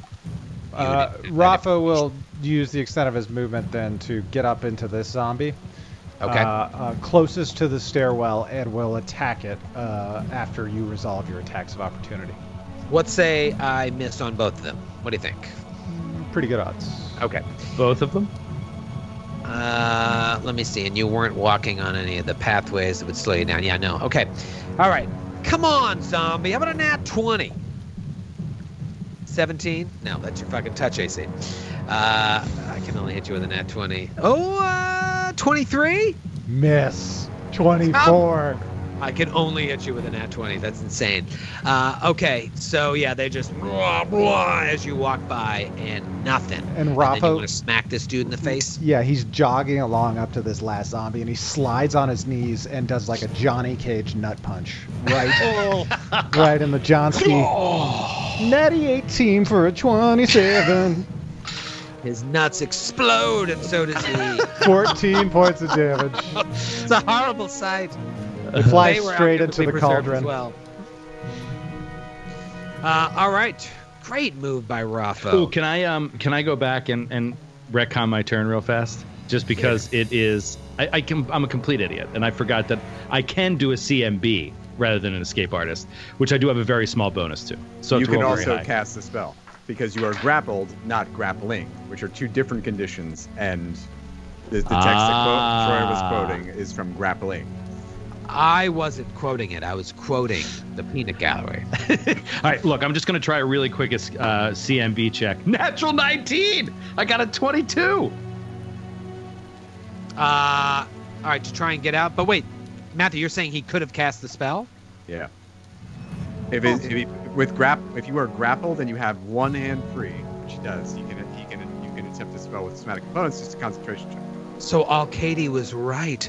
Yeah. And Rogue and Shocky in the tent were wrong. Well, let me throw one more thing at you. So I Pick up went, your things. I went to the grapple flow chart, which is obviously community generated, but it says defender may attempt to cast a spell without somatic components. It doesn't even say you can attempt to cast if it has somatic components. But maybe the grapple flow chart is wrong. The famous grapple flow chart. Either Grapple way, condition does not specify, so I would assume that that's fine. If you can use a one-handed weapon to free yourself from the grapple condition, why can't you use one hand to cast a spell? but either way, I rolled a natty 19 on both the concentration check and this escape artist. Or this CMB? Can I just use the CMB check real quick? Because that would move things along. If that's what you want to do, then yeah, that's fine. It's a 22. Does that make it? Well, let me see. If you don't make it, I feel bad. And you might not. That's fine if I don't. It's totally fine if I don't. I'll I eat just it. have to do this. All right, so, 20. You make it exactly. Ooh. Okay. Beautiful. Then I will just move out of the black tentacles. Okay. And that's my turn. Get out of there. Okay, great. Thank I'm going to God. keep you in where you were in the initiative. Thank you. Sorry about that. Anybody else get this feeling about Raffo? And just talking here, that like he's due for a tragedy. Yeah, like his luck is about to run out. Like he's been pushing it too close to the edge for too long. He's been riding a snake too long. He has He's crushed Carrion Hill. He's crushed Carrion Hill. and Something murdered bad is gonna murdered plenty of innocent people along the way. So karma is going to come Yeah. and get him at a certain point. But here's the other thing that I think. If a character like Raffo, and I just assume this kind of stuff, I don't know what's up there. If it's just one caster up there, if a character like Raffo gets within melee to a caster, that caster's done. Sorry.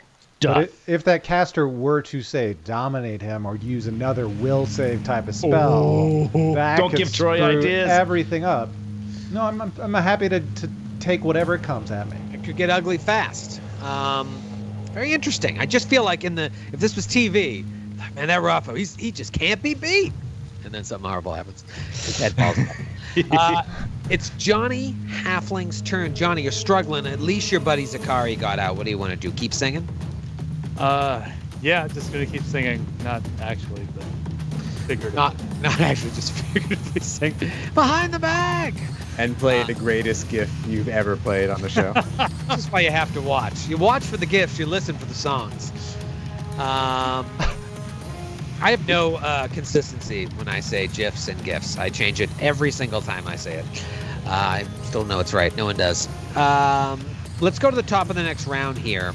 It's Vern's turn. Vern is an interesting case here. I'm going to just see what's going to happen with Vern in this combat because your buddies are outside. It's just you and Rafa. It's just me and Raffo. So Vern will continue to move up the ladder. Climb check. Yeah, give me a climb check. DC 5. Make it nice and easy. Okay, he passes barely. All right. And Okay, now you that's- have one more. You have a move or a standard at this point. So I will channel positive energy offensively. Okay. That is just offensive, sir. Let's roll some will saves here. The one to the left fails. The one to the right. 14? Did you say it was DC 14? DC 14, exactly. Passes. Okay, so that is 10 points of damage to the one who failed and 5 points to the one who passed. Good night to the first one, and the second one is still up. One zombie Lingering. Sakari, one of them still lives! Yes. I see it. I've finally gotten out of this infernal black tentacles. Johnny, are you out there? I like the song. Johnny, can you hear me? It is the Black Tentacle's turn. They will attempt to maintain, and they do on Johnny Halfling for 8 points of damage as they're just pulling him down into the earth. Perhaps the Black Tentacles of a long ago civilization, just clawing at Johnny and squeezing the life out of him. And now, Raffo, you're standing close enough that I'm going to give you a peek at what this person looks like. Literal peek behind the curtain. Keeps peeking around. I'm not going to show you anything, but his whole body. Whoa. Look at this dude. He is a badass. Do you think he casts spells? Well, he's about to, because he peeks around. Dude, all right, come on. Well, let's describe him for a second. He's like in this like head-to-toe robe with this badass hood on it. He's got these dreadlocks with all kind of colorful like wraps around them, and he looks like some sort of caster monk with like a staff, but like the hand wrappings of a monk is very cool.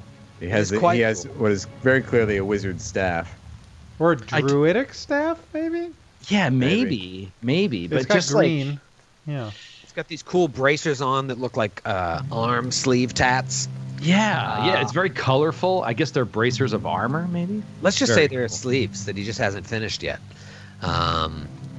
He just looks cool. He There's a bit of a does. Rastafarian vibe to him, but I will say that what you can't see in this image is that he looks very old. Okay. Raffo. They can't quite tell by this particular artist rendition, but he's old. Yeah, in this rendition, he looks like he's in his prime. Right. He looks like he's ready to do some capoeira on your ass. Yeah. He really does. But instead, he's going to cast Hold Person. I need a will save from you. Here it comes. I wish I had the Grantee Theft out.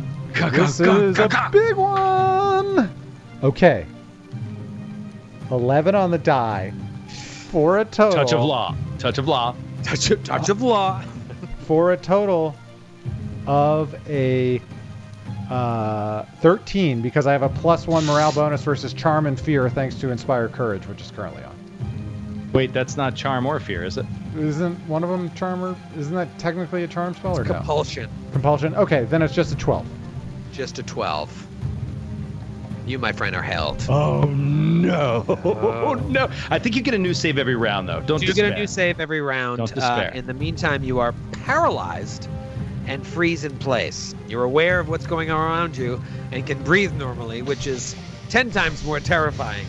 But you cannot take any actions, even speech. Can you Yeah. take purely mental actions? It doesn't say. I just want to see what's going on in Raffa's head each I'd like round. to I get just want to a make sure we get a look in. And when you do take that, if you do try to break it each round, that's a full round action, which does not provoke attacks of opportunity. So this takes Raffo out of the combat a little bit. This could get ugly. Is this the beginning of the tragedy I spoke of? It's extra upsetting because Raffo loves nothing more than to kill old people. Loves it. Old and crazy. The Yeah. old and the infirm are his favorite Yeah. tokens. All right. That is his turn. Are there any zombies left? One left? You know what? Raffo's effectively paralyzed, so he's just going to come walking over there very slowly. Ooh. Just staggering his way. Let me just move the curtain real quick. Oh, God. Son of a pickle. All right, the curtain moved. Oh, no. Is that spiritual curtain? Oh, Are you no. attacking me with that curtain? Pay no attention. Yeah, no, he moves right up next to you. Oh my God! Imagine. Are you now? It says you're paralyzed, but I don't know if you're paralyzed by Pathfinder terms. But what if you are? And what if on your next round you fail that save again, and it does a coup de grace against you? Can it do that? Can it? Let's take some time to find out. In the meantime, it is Zakari's turn. Zakari once again. You bastard. And he's going to go into his knapsack again. Filing. Pulls out the appropriate scroll, hoping he can save his buddy Johnny Halfling and get us back into this thing quickly without delay, but it's going to be really difficult. He unwraps one of the most valuable scrolls that he has in this thing, keeps it in a special compartment,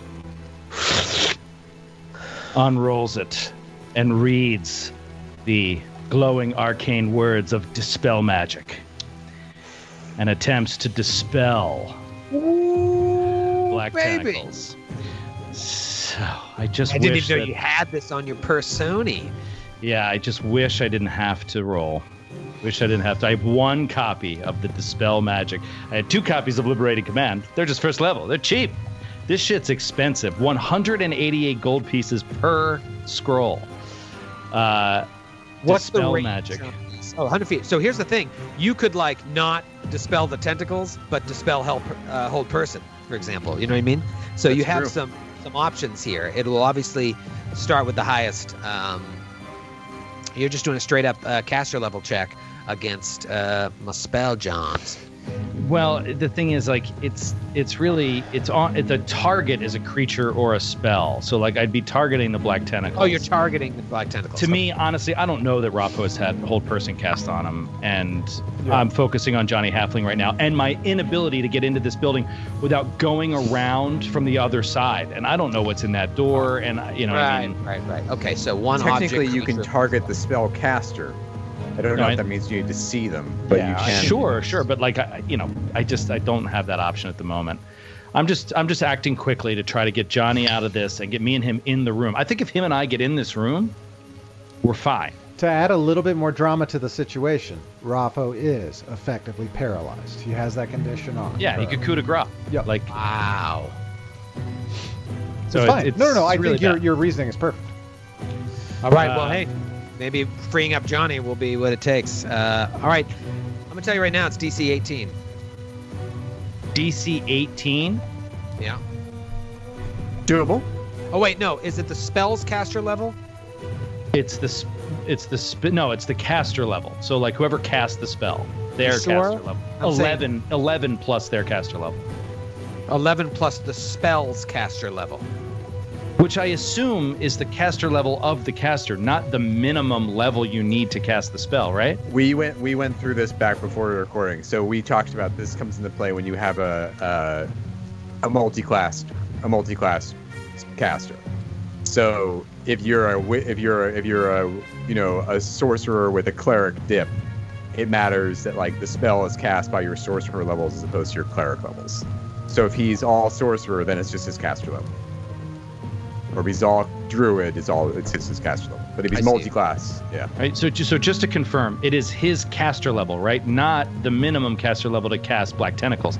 It might be that he could cast even higher level spells than that, but I think that it's the caster level of the caster flat out. Well, you know what's the only reason I'm leaning towards the other way is because they say if you don't make that, then compare it against the next highest caster level. If the caster is just a solid number, you know what I mean? His caster level is X, so the number wouldn't be different. Troy's right. You know what I mean? No, but you could theoretically have multiple spells from different sources cast on one creature. I don't think that they're smart enough to imply that in those rules. You know what I mean? I'm helping you out, so. For example, a 7th level caster casts Dispel Magic targeting a creature affected by dark mode. Stone Skin, caster level 12, and Fly, caster level 6. The caster level check results in a 19. This check is not high enough to end the Stone Skin, but is high enough to end the Fly. So it is the spell. I guess it's the minimum. Oh, it doesn't make any sense. Well, Stone Skin is not a level 12 spell, so it's got to be from separate sources. You have to be. I think you might have to be 7th level to even cast. So it's still going to be DC 18. Okay.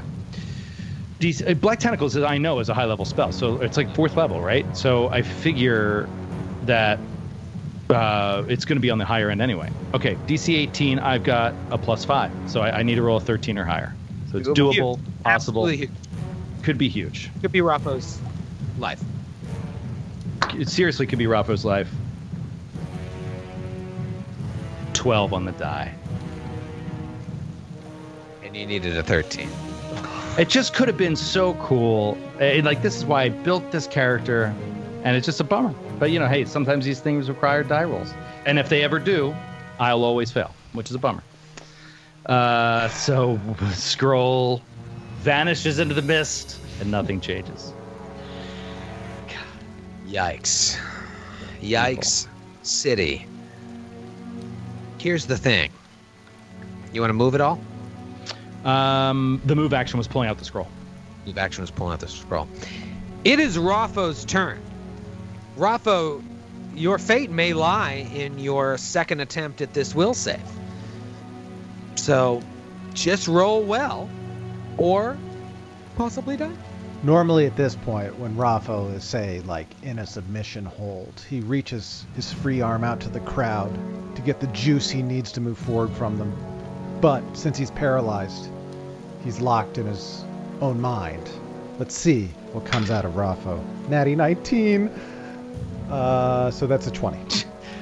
Jesus Christ. You're all right. This is why we don't have to worry. We'd never have to worry about Grant's character. Natty 19. You are no longer held. That was, of course, a full round action, but he will not be in danger of a coup de grace by this lowly zombie that couldn't hit the broadside of a Vern. It is Johnny Halfling's turn. Johnny, your friend, is doing everything he can to try and get you out, but it's just not working. Johnny is just gonna channel, just because he's in really rough shape. He's just gonna channel just to get, probably just himself, I guess. Yeah, we get Sakari too. Yeah, Sakari is within range. Okay, yeah. And you and I'm down. I'm definitely down. So and the Black Tentacles. Yeah. 6 points. Okay. 6 points of healing. I'll take it. All right. Got some options here. It is Vern's turn. Okay, Vern is going to move up to here. He'll All right, walk. now hold on, Vern. Oh, acrobatics. You got to do a little acrobatics action. I let you off free the first time. Your character walks more slowly. Can I do that? Yes, but you still have to roll acrobatics. It's just DC 5. Do you make that automatically? Yeah, I have a +4 right now with my second. So. All right, you're fine. So you can move half speed. If you want to move full speed, you can take a -5 to that check and roll the dice. No, I only wanted to get here anyway. Okay. So I can channel offensively at your zombie. Oh, that's offensive. Yeah. And All right. Will save natural 1. Don't even damage. He's Nice. dead. Best roll of the night too. What was it? That was 15 points of damage. Just wiped the floor with him. That's like a Rafo punch. Those zombies didn't hit anyone, by the way. Didn't hit anybody. This party was built to wipe. That's like a Zakari channel. Nice job, Matthew. Vern will spend his The free famed action Zakari asking channel. Famed why he's Zakari not- offensive channels. Zakari! Legendary in these pods. Quit screwing around to get in here. No, I can't get rid of these black tentacles. Help us, Vern. All right. My turn. Black Tentacles maintain. Well, actually, Are we out? 18 on Johnny Halfling's CMD. Yeah, maintain on Johnny Halfling for 7 points of damage. That dreadlocked head appears one more time around the corner, and he'll cast a second hold person on Rafo. Go into the well again. I got 2 in the chamber. This is your hungry pit. This is my the hill hungry you're pit. gonna die on, and I love it. I love it. The dude's smart. He knows. He's smart. He's smart. 19 again. 19 again. Gone. No, nothing he can do. He can't hold you. Tried to cast Enervation on you, give you some negative levels. Oh, Enervation. And your 17 touch AC blocked that, Johnsky. Got you with a whole person. You got out. He tries again. Couple of natty 19s, and Rotho is standing strong. Can I conspiracy you a little bit here, Grant, and call you a liar, a lying bastard, or just ask about how amazing your character is? So your character's CMD is higher than your AC. Yes. That's so cool. 26 versus Is that 24. like a normal thing, or is that very unusual? Because I don't think I've ever seen that before. A higher CMD than your AC. That's really cool. So I have a 10, -2 untyped penalty, a +1 competence bonus, which must be from one of my feats, +5 BAB, +4 strength, +3 dexterity. Yeah, I guess it's actually, yeah, I guess it is possible that it's easy to do because it's adding your BAB and your strength, Right. which don't factor into AC. Right. But yeah, usually characters I have, it's like my CMD is like always lower than my armor class. You know? This is the first character I've had like this. That's very cool. I used to be with a barbarian I had behind the curve on AC in particular, but this guy turned out pretty okay. Yeah, he turned out pretty okay. He ate his vitamins, took his steroids, and said his prayers at night. All right. You and your How's that vitamins and prayers. hypogonadin? Got so many windows here. All right, so that was my dude's turn. There are no zombies left. It is Zakari's turn. Zakari is going to double move. Did the math. This is my full move around to Johnny Halfling. All right, so you're going to this. She's going around. Oh, to maybe pull Johnny out? Who knows? Yeah, or at the worst, give him a really powerful heal.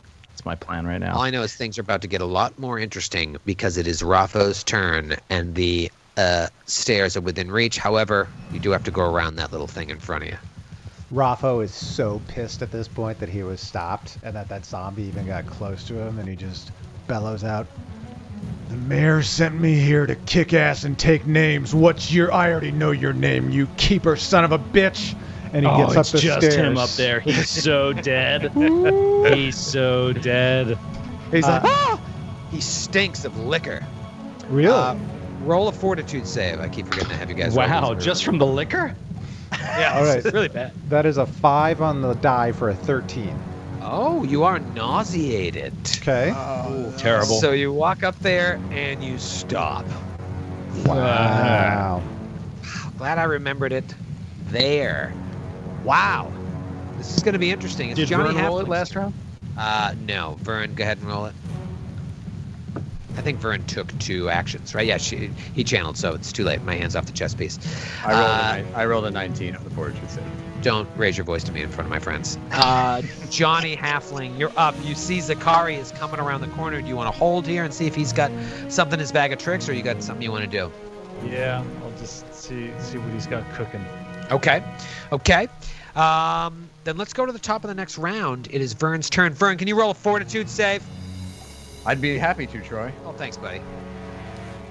That is a 15. You're all right. Okay. Ooh, you don't want to get nauseated. You just don't. If I were to say be over on the east side of the room over here, could I see that caster? From where you're standing, I will say yes. I'll say yes. I can see him from where I'm standing now. Oh, you know what? No, because of the Curtain. vat here, you can't see him. Oh, in the vat. Yeah, if you get on the other side of the vat, you're fine. But because of that big vat, you can't see him. Okay. Then let me just make sure.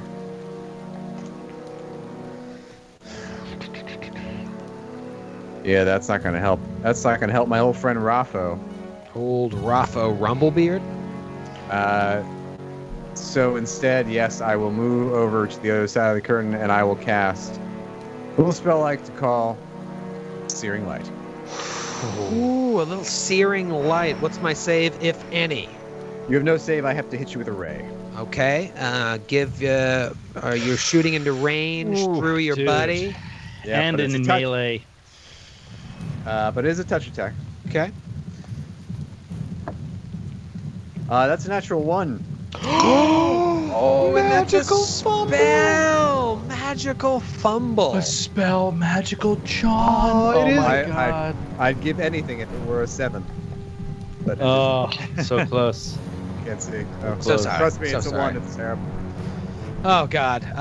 Joe, what do you got in the old spell fumboni? Always good. Always dangerous. Is it you hit your nearest friend and auto-kill them? Oh my god. Or is it if you have a halfling buddy that's in black tentacles, they're immediately freed? I saw a. Oh god. So strangely I saw specific. the name of it out of the corner of my eye, and I don't like it at all. This one from Trevor in. I guess this is Westminster, Colorado. Is there a town called Westminster in Colorado? Okay. Trevor from Westminster, Colorado.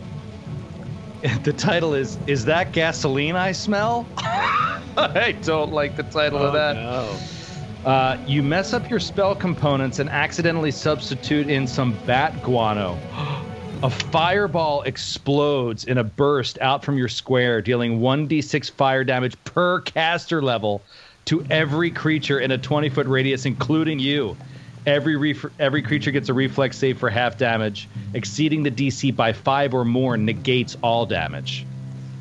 Wow. Well, that does include our friend the keeper. So It sure does. Wow. So reflex save for all of us. For Is me, that Rob, gasoline I smell? Good And bumble. is it my AC? The DC would be your AC. Yeah. Touch I guess AC? It is. Natural 1 for. I rolled a natural 5. Oh no! We're getting fireballed. A 12 for a 19. Now, Raffo, you're paralyzed. Did you take that into a? I'm not no, paralyzed. You're not paralyzed. You're nauseated. Yes. So you're. What'd you roll? Nat 19 you got. Nat 10. So you just take. Actually, yeah, you didn't exceed by 5, so you take half damage. Okay. All right, so it's 1d6 per caster level. I rolled 18. Wow! Holy shit! 9 to Raffo, 18 to Vern, my god. 18 and to the Curtin caster. Jones. Oh god. Sorry, this is a little late, but I mean. Vern! I'm sorry. It's Morton's influence. He's Classic. got a death wish. Classic goblin too. It just blows everybody up. Yikes! It's Morton's influence. All right. That sounds My like a dudes. romance novel, by the way. Morden's Influence. Morton's influence. I've used my hold persons. I'm going back and forth between two. Oh God, I do love this one. Well, we'll first do black tentacles. Yeah, let me do the black tentacles. That's going to be, yeah, I got you. 90-18 for 6 points of damage. However, I think this is going to be, there's one more round after this, and then the tentacles are gone. Clutch spell. So that's good. Now, standing toe-to-toe with a nauseated Raffo. Nauseated, can you take attacks of opportunity?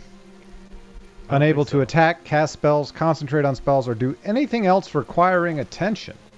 Okay. Yeah, I'm going to do this one. It's a higher level spell, but I kind of like the idea of this one. Melee touch attack. Is your AC down at all? No. Sadly.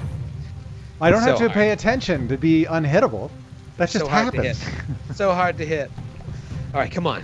Come on. This is the time to do it, though. Natty 18 for a 19.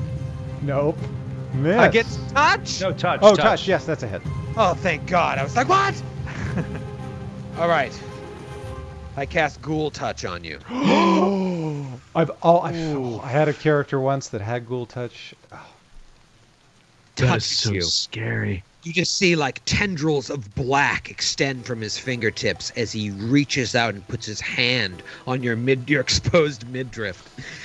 And just the tendrils reach out and go straight into your body, imbuing you with this negative energy, paralyzing you. And now you start stinking, exuding a carrion stench that causes all living creatures in a 10-foot radius, except me, to become sickened. Fortitude negates. Vern, are you already sickened? we lost your mic, Vern. Matthew. Vern! Sorry, I muted myself because there were several ambulances coming down my street. I am already sickened. I'm so sickened by this situation. But Raffo is so horribly paralyzed by this. He's exuding a stink because he's dying from the inside. Yet again, he is paralyzed. Huge. It is Zakari's turn. Zakari, what are you going to do? Oh, this is awful. Oh, this is so terrible. Look at my B game. Because if I could have seen that this was happening, I could help Raffo. There's no way I know this is happening. So, I'm sorry, I have been Grant. narrating this to you the whole time. He just got paralyzed. He's dying calling from it out the door. He's a very bad shape. Skid, if I look at Johnny, what am I seeing? Am I seeing somebody who? Well, you know what? Fuck it. It's going to go around and away and around anyway. I am going to cast, and I know this. I rolled the Knowledge Arcana, so I know that this thing is about to die out. So I'm going to go ahead and cast Cure Serious Wounds on you. Oh. Here we go. 8. 4, it's 12, and 8. So that's 25 points of healing. Thank you. 25 points of healing for your old buddy. For my old buddy, and just stay with me one more round. Stay with me 6 more seconds. This thing will go away, and we will go in and help our friends. Leave All me. right. Leave me. Raffo, you are paralyzed. You are just straight up paralyzed. 4. I'll tell you how many rounds. 7 rounds. I'm sorry. I'm curious. I may have lost track of things and I just forgot because I'm paralyzed and I'm worried about my character. I understand. Did I fail a fortitude save against that? Because I had fortitude negates on that spell. Hey, you can roll it. No, I think the fortitude just negates the second condition. No, Does it? no, it's the entire Yeah, no, I spell. think you're right. I hit, You hit me, but I still get a hit fortitude you. save. and then a paralyzed subject. Yeah, no, I think you're right. It's What's just the spell? worded weird. Like it says saving throw, DC 17 fortitude negates. Yeah, it's the whole spell. It's not worded weird at all. It's not okay. I'm sorry. This is a life-saving moment. Please roll your fortitude save. Here, What's the spell again? ghoul touch. touch. Cool touch. No, 14. Okay, that is a fail. Yeah, so it all. I'm still not 100% sure what's It's right, the but whole either spell. way. It's the saving throw I know, is but for the the entire chat's saying spell. that it negates only the second. I think it's weird, but Yeah, it's a weird wording at least. yeah. So surprised these things are weirded, not completely clear. Finally had a little bit more sleep. But you know what? Who needs sleep to kill Rafa Rumblebeard? I failed I it think. anyway. Sorry, I read it. I'm reading it now. I read it as the fortitude negates. People can roll against being sickened. The other people that are in the 10-foot radius spread can Right. roll to negate the sickened. Yeah, but there's That's how I read it too. there's a saving throw above in the effect text. of the Right. spell. And I'm saying those are two. I'm saying you're both right. Okay. That like you can roll fortitude save to negate, because otherwise it would say fortitude negates like partial or right. like see Right. below. Fortitude just negates the anything negative happening to you. Like that's what negates means. It just Yeah. Yeah. Yeah, I think it's for both. I think you're right, Jim. Okay. Okay. Tell that to Doc Robotnik in the chat. He would disagree. We have a Or lot of she. we have a lot of people on our Dead to Us board tonight. Way to bring in the new year. Yeah. No, this is how we do it. This is the Glass Cannon holiday party, right? I need a fresh nog. Why didn't I bring the whole carton in here? All right, let's keep going. I mean, this is intense. This is how you set up a series finale. Who just went? Raffo, you are actually up now, but you're paralyzed, dude, for 7 rounds. And It is up to Vern to save your life. It's awful. It's Johnny Halfling's turn. Johnny, what do you want to do? You feel the tentacles starting to recede around you. Yeah, I think I only have one more round left of inspiration, so I'm gonna keep singing very sadly and quietly. And I'm gonna do one more channel for anyone who's in range and myself. 6 more points. That gets me to almost full, good buddy. Thank you. You got to be doing okay. You just got 31 points of healing. Yeah, I'm okay. It's a new round. Physically. It's Vern's turn. Okay, physically. Hey, Skid, I'm right there with you, pal. It's just brutal being stuck on the outside. It is brutal. Is this I can roll the? I guess I want to roll a knowledge check on the spell that Grant is being affected by. Would protection from evil grant him another save? Is it exercising mental control over him? Is it No. It's not a compulsion effect. No, it's necromancy. Yeah, it's affecting my fortitude. It's necromancy. Necromancy! You know what's so cool? One of the material components, cloth from a ghoul or earth from a ghoul's lair. Just smears it on you. I wonder if that has anything to do with the ghouls that we saw that were down at like the summoning ritual. Wonder if he was like cavorting with these ghouls or something. Yeah, he weaponized their capabilities. Yes, that's what it is. I love that. I like that story. You are weaponizing the embodiment of a ghoul. That's pretty cool. Okay, Vern is going to be like, shut up, Martin. I'm trying to, and he's going to snap his fingers, and from behind the keeper, a cacophonous bang will sound. And will the keeper please roll a fortitude save? Fortitude save. Real Slim Keeper, please stand up. Please stand up. 18. Okay, you pass the fortitude save. You are not stunned. However, you do take 7 points of sonic damage.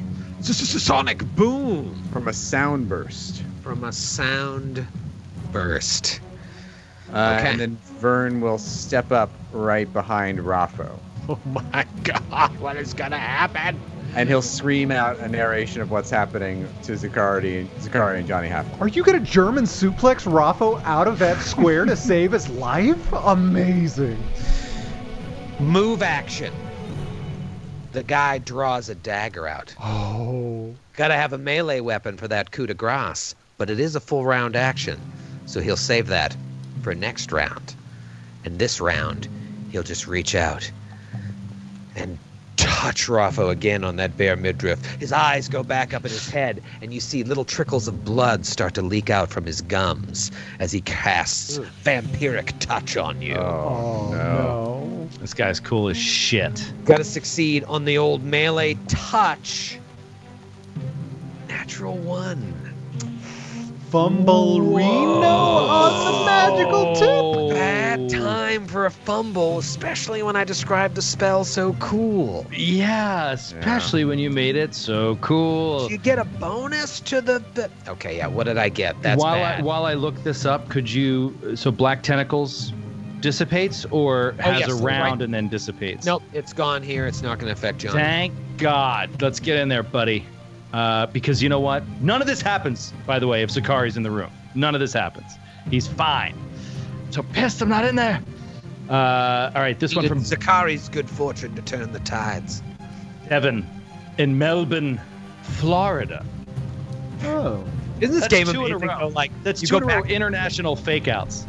Westminster, Colorado, and Melbourne, Florida. Reality Rift. At the same time as your position... Oh, here we go. These... you guys are so creative. At the same time as your position on the planet orbited through a universal ley line, you sneezed while casting, causing the magic to go haywire. A rift opens and sucks one random item... Oh my God. From the GCP office into the paddle, directly at you at incredible speed, with the rift quickly shutting down behind.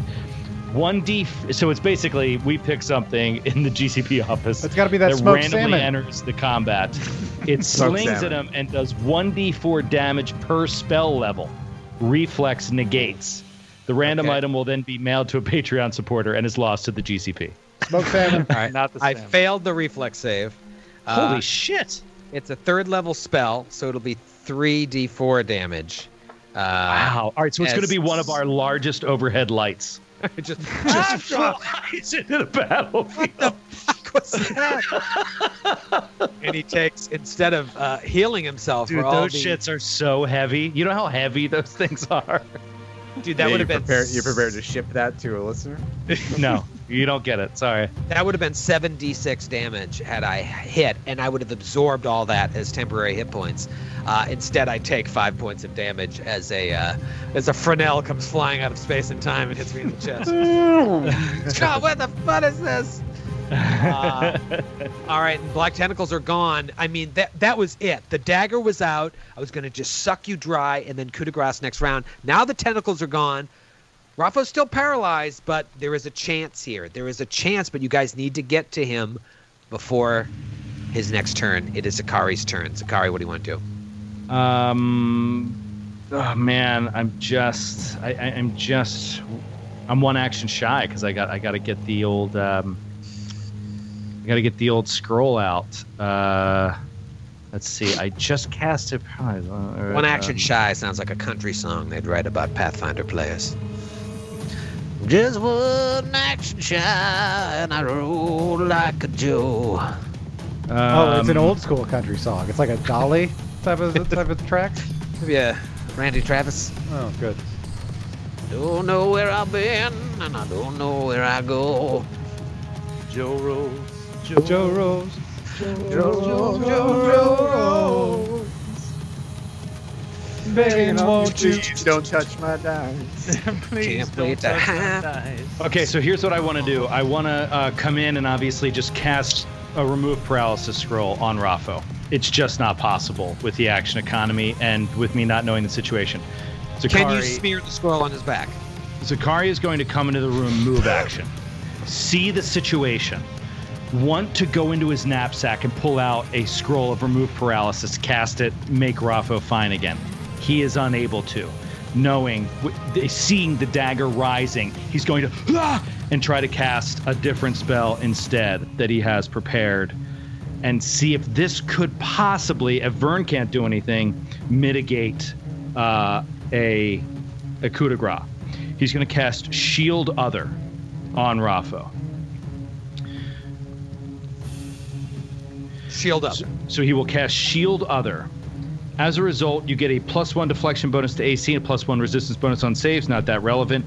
Additionally, the subject takes only half damage from all wounds and attacks, including those dealt by special abilities, and you take the other. So I take the other half. That's awesome.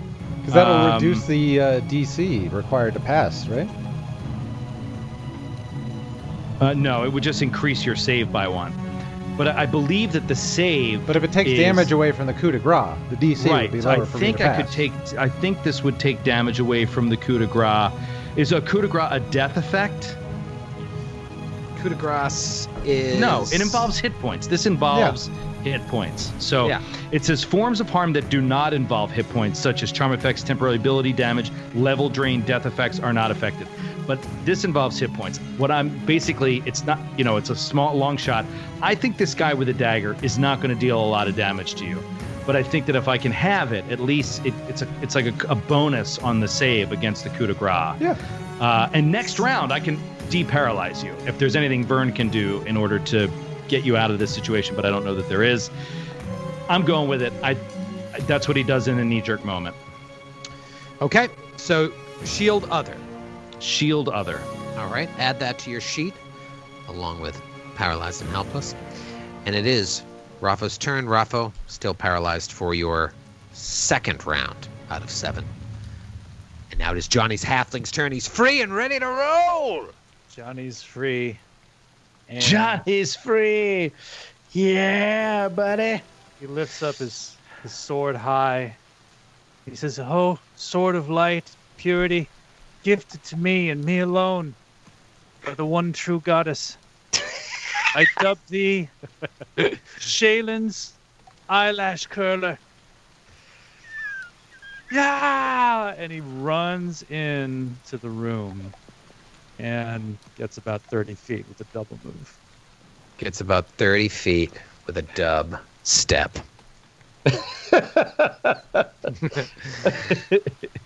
Top of the next round. Fortitude save. Thank you. And acrobatics, technically. No, he's okay there. He's okay? It's just if Okay. he's going up and down those side ones. Yeah, like if you guys had come, now I can show you the whole room here. If you had come in from the south, you have to pass through. Well, you can kind of see already, but you'd have to, for crying out loud, Crying out falling loud. apart. I didn't sleep. All right, so you'd see you'd have to pass through a bunch of those little walkways to get to the north end of the room. So it really slows down the combat when all the zombies are on the other side because you're making acrobatics checks, you're falling into the vats and everything. But instead, you guys came through the side, which was smart, and you avoided all that. So Skid, you just need a fortitude save to see if you're nauseated, in which case you'll only be able to do half of that move. Oh, God, I didn't roll that either. For Christ's sake.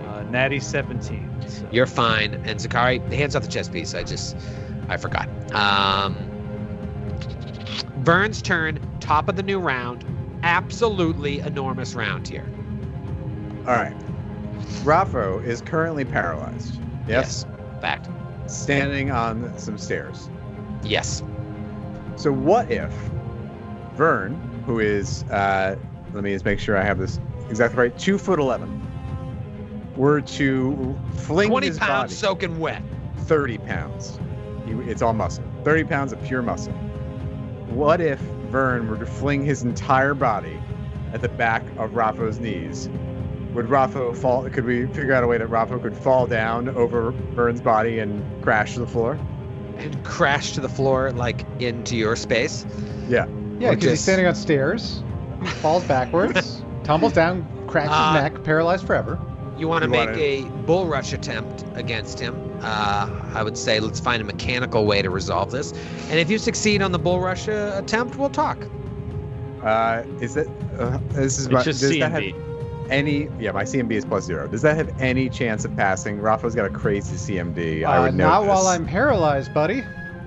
Yeah, he's a big dude. Not, Because I have something else I could do. I just thought this would be fun flavor-wise. I have the definitely- lowest Oh, I mean, it's not CMD just fun possible. flavor-wise. It is a get-out-of-jail-free card. It totally solves all our problems. I have something else that could possibly solve our problems. It's just not as fun. Yeah. But it's not a guarantee. I'll tell you what, It's- if it was Raffo trying to do it to you, I'd probably give him a little more leeway. He'd also be able to make that bull rush. But you're just a tiny little guy, and he's a big hunk of meat. All right. My- I have a my- +0 in my CMD. My CMD is reduced. I say go for it. Let 'Cause the- fun reign supreme. The other option is I cast Sanctuary on Raffo. That's an amazing option. But it gives the roll to Troy. And all he's got to do is make the will save, and then... Yeah. Okay. So it's either me rolling or Troy rolling, and it's like, oh... What would There's a Vern great and option. Morton do in this moment? You said you had to role play out Morton's influence in your brain. You're right. You know what you should do is roll a D100. If you roll 1 to 50, you do what Morton would do, and that's the bull rush. Love If you it. roll 51 or higher, you do the That's the sex- absolutely how we're gonna resolve this. So Morton's like, is like using all of his mental energy to try to get Vern to just throw his body into Raffo's calves. And Vern is trying to cast a damn Raffo's spell. massive, well-oiled calves. As you take them in, you are stop yourself for one moment as you take in their full glory and their shape. And he's shaved this morning. It's beautiful. On a D100, I rolled a 97. Oh, you're going to sanctuary. Sanctuary Sanctuary town. it is. Take me to Raffo, church. you are sanctuaried. I'll take you to church. However, that is not all I'm going to do. Oh, you're gonna do something else. So then Morton's influence will take over, and Vern will rush headlong Yes. up onto the balcony. Yeah. That's the best Headlong. option. All right, now here's the thing. You have to roll acrobatics to get through his space, otherwise your movement will stop and you'll end up right back where you were. Do you know what I mean? Yep. I click my boot heels together to give myself an additional +10 to this roll. Phew, beat CMD +5. He doesn't look like he's a CMD dude. Okay, natty 13 for a 27. You get through. Nice. Wait, why are you going all the way over there? Just get right behind him. I just flung Burn into the room while I rolled the dice. Okay. Threaten the shit out of him. Yeah. The dagger's out. I draw my mace, which you all know is named Norman, as part of my move action. The dagger's out. Going for the coup de grace. Your AC is lowered because you're helpless, right? What are we talking at? First, you must roll a will save. First, I gotta roll the will save to see if I can even do anything to you. Yep. Okay. 20. You pass. I pass. Shit. Why didn't Morton God damn have it, more Morton. of a say? No, yeah, Morton, you should have spoke up. We all know Vern's an idiot. You're helpless. You're taking a minus 40 your AC. You have a dex of 0. Okay. I think I got a good chance here. Full round action. Striking out at you. Automatic hit. Automatic crit. So it doesn't even matter what your AC is. But the damage is what's key, because that's what's going to determine your fortitude save. It's DC 10 plus the damage dealt. It's not a lot of damage. I'm throwing this out there because it's going to be 2d4 minus 4. And half of it's going to Joe. Yeah, so we're going to have that. All right. It is going to be DC 10 fortitude save. Yes. You take... How much damage did you do? 4. You take no damage. I mean, you minimum 1. You take 1 point of damage, but it's DC 10. Okay. So just don't roll a natural 1. 20. You're alive. Okay, all right. Oh my God, he survived a coup de grace! Clutch. Oh, phenomenal. Phenomenal. Clutch City. Yeah, no, sorry, that would have been DC 11 with the 1 point of damage, but with a 20, you're fine. That's why I wanted to do it, because it was so low chance. I thought if it did go, you deserve to die. All right, it is Zakari's turn. That dude's still paralyzed. What are you going to do, Zakari? Zakari will pull the scroll of remove paralysis out of his bag and cast remove paralysis on Rafa. Okay. Do you have to touch him? I didn't look it up, but I don't believe so. I believe that's a close range spell, but I will look it up. I'll look it up as well. Up to 4 creatures. No, it's close. Yep, you're good with close. And then is it a roll or is it automatic? I believe it's automatic. Yeah, it's automatic. You're free whenever to temporary paralysis, including spells and effects that cause creatures to gain the staggered condition. Zakari, do you mind rolling a fortitude save for me, though, to see if you can actually do that, or will you be nauseated? Oh, shit, that's right. Good call. How about cloth over my face? Yep, you get a +4 to the roll. Here we go. Giving myself a good chance here. 32 with a natural 19. 30. Wow. All right, so you remove the paralysis. Rafa is no longer paralyzed. Finished his doodle. Rafa's turn. And you're this flanking. is amazing. All of a sudden, you're like, poof, all of the feeling comes back into your muscles. God, black tentacles, enervation, vampiric touch, hold person, coup de grace. I got everything but the kitchen sink. Rafa. That's a classic spell list This right team. That's pretty solid. Oh, wait, but you got to roll your fortitude save. It's true. Oh, is it my turn? Yes, sir. Oh, okay. That is a 19 on the fortitude save, 10 on the die. And now you're flanking, and now you're in melee. And you could already do the brawler's flurry. This dude is going to die in a round. Rafa wants to drop a flying elbow on him. Give me a fortitude save. Knockout blow. He's going for the stance. 14. DC 16. You are knocked unconscious with a flying elbow straight to the dome. Knocks him unconscious. That's it. That's it.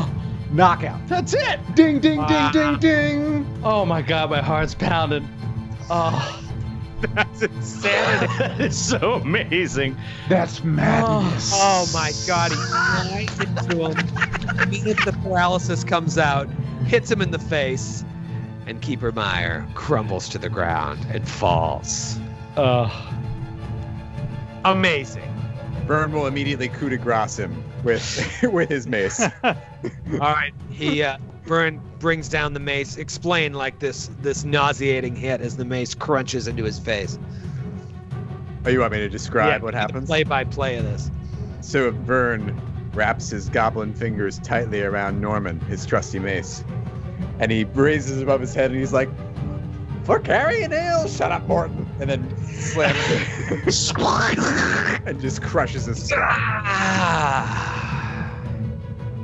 As his head explodes onto the floor, the Middenstone purple-hued floor of this stinky rat. Suddenly you hear a deep wailing sound. Yes. Like something from another world. It's this like amalgamation of hundreds of voices. You can't quite make it out because it's so much that you almost have to like put your hands up on your ears. It's a, but you make out 3 distinct syllables throughout all of this cacophony. And it's just like Yog Saw Thoth. Oh God. Just then, the western wall of the building explodes inward. Oh boy. Oh my God. Spraying blocks of Middenstone everywhere. At first you look in the direction of this now enormous hole in the wall, and it just seems like an ill-timed explosion. Maybe this heat from the Middenstone caused some sort of localized explosion on the wall. You don't see anything until you see the floor of the building near the hole starting to buckle. As if an enormous weight was pushing down on it.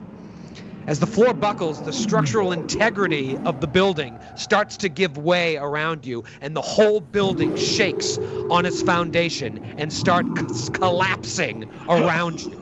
You feel an enormous presence that sounds exactly like that in the room with you. Oh my God.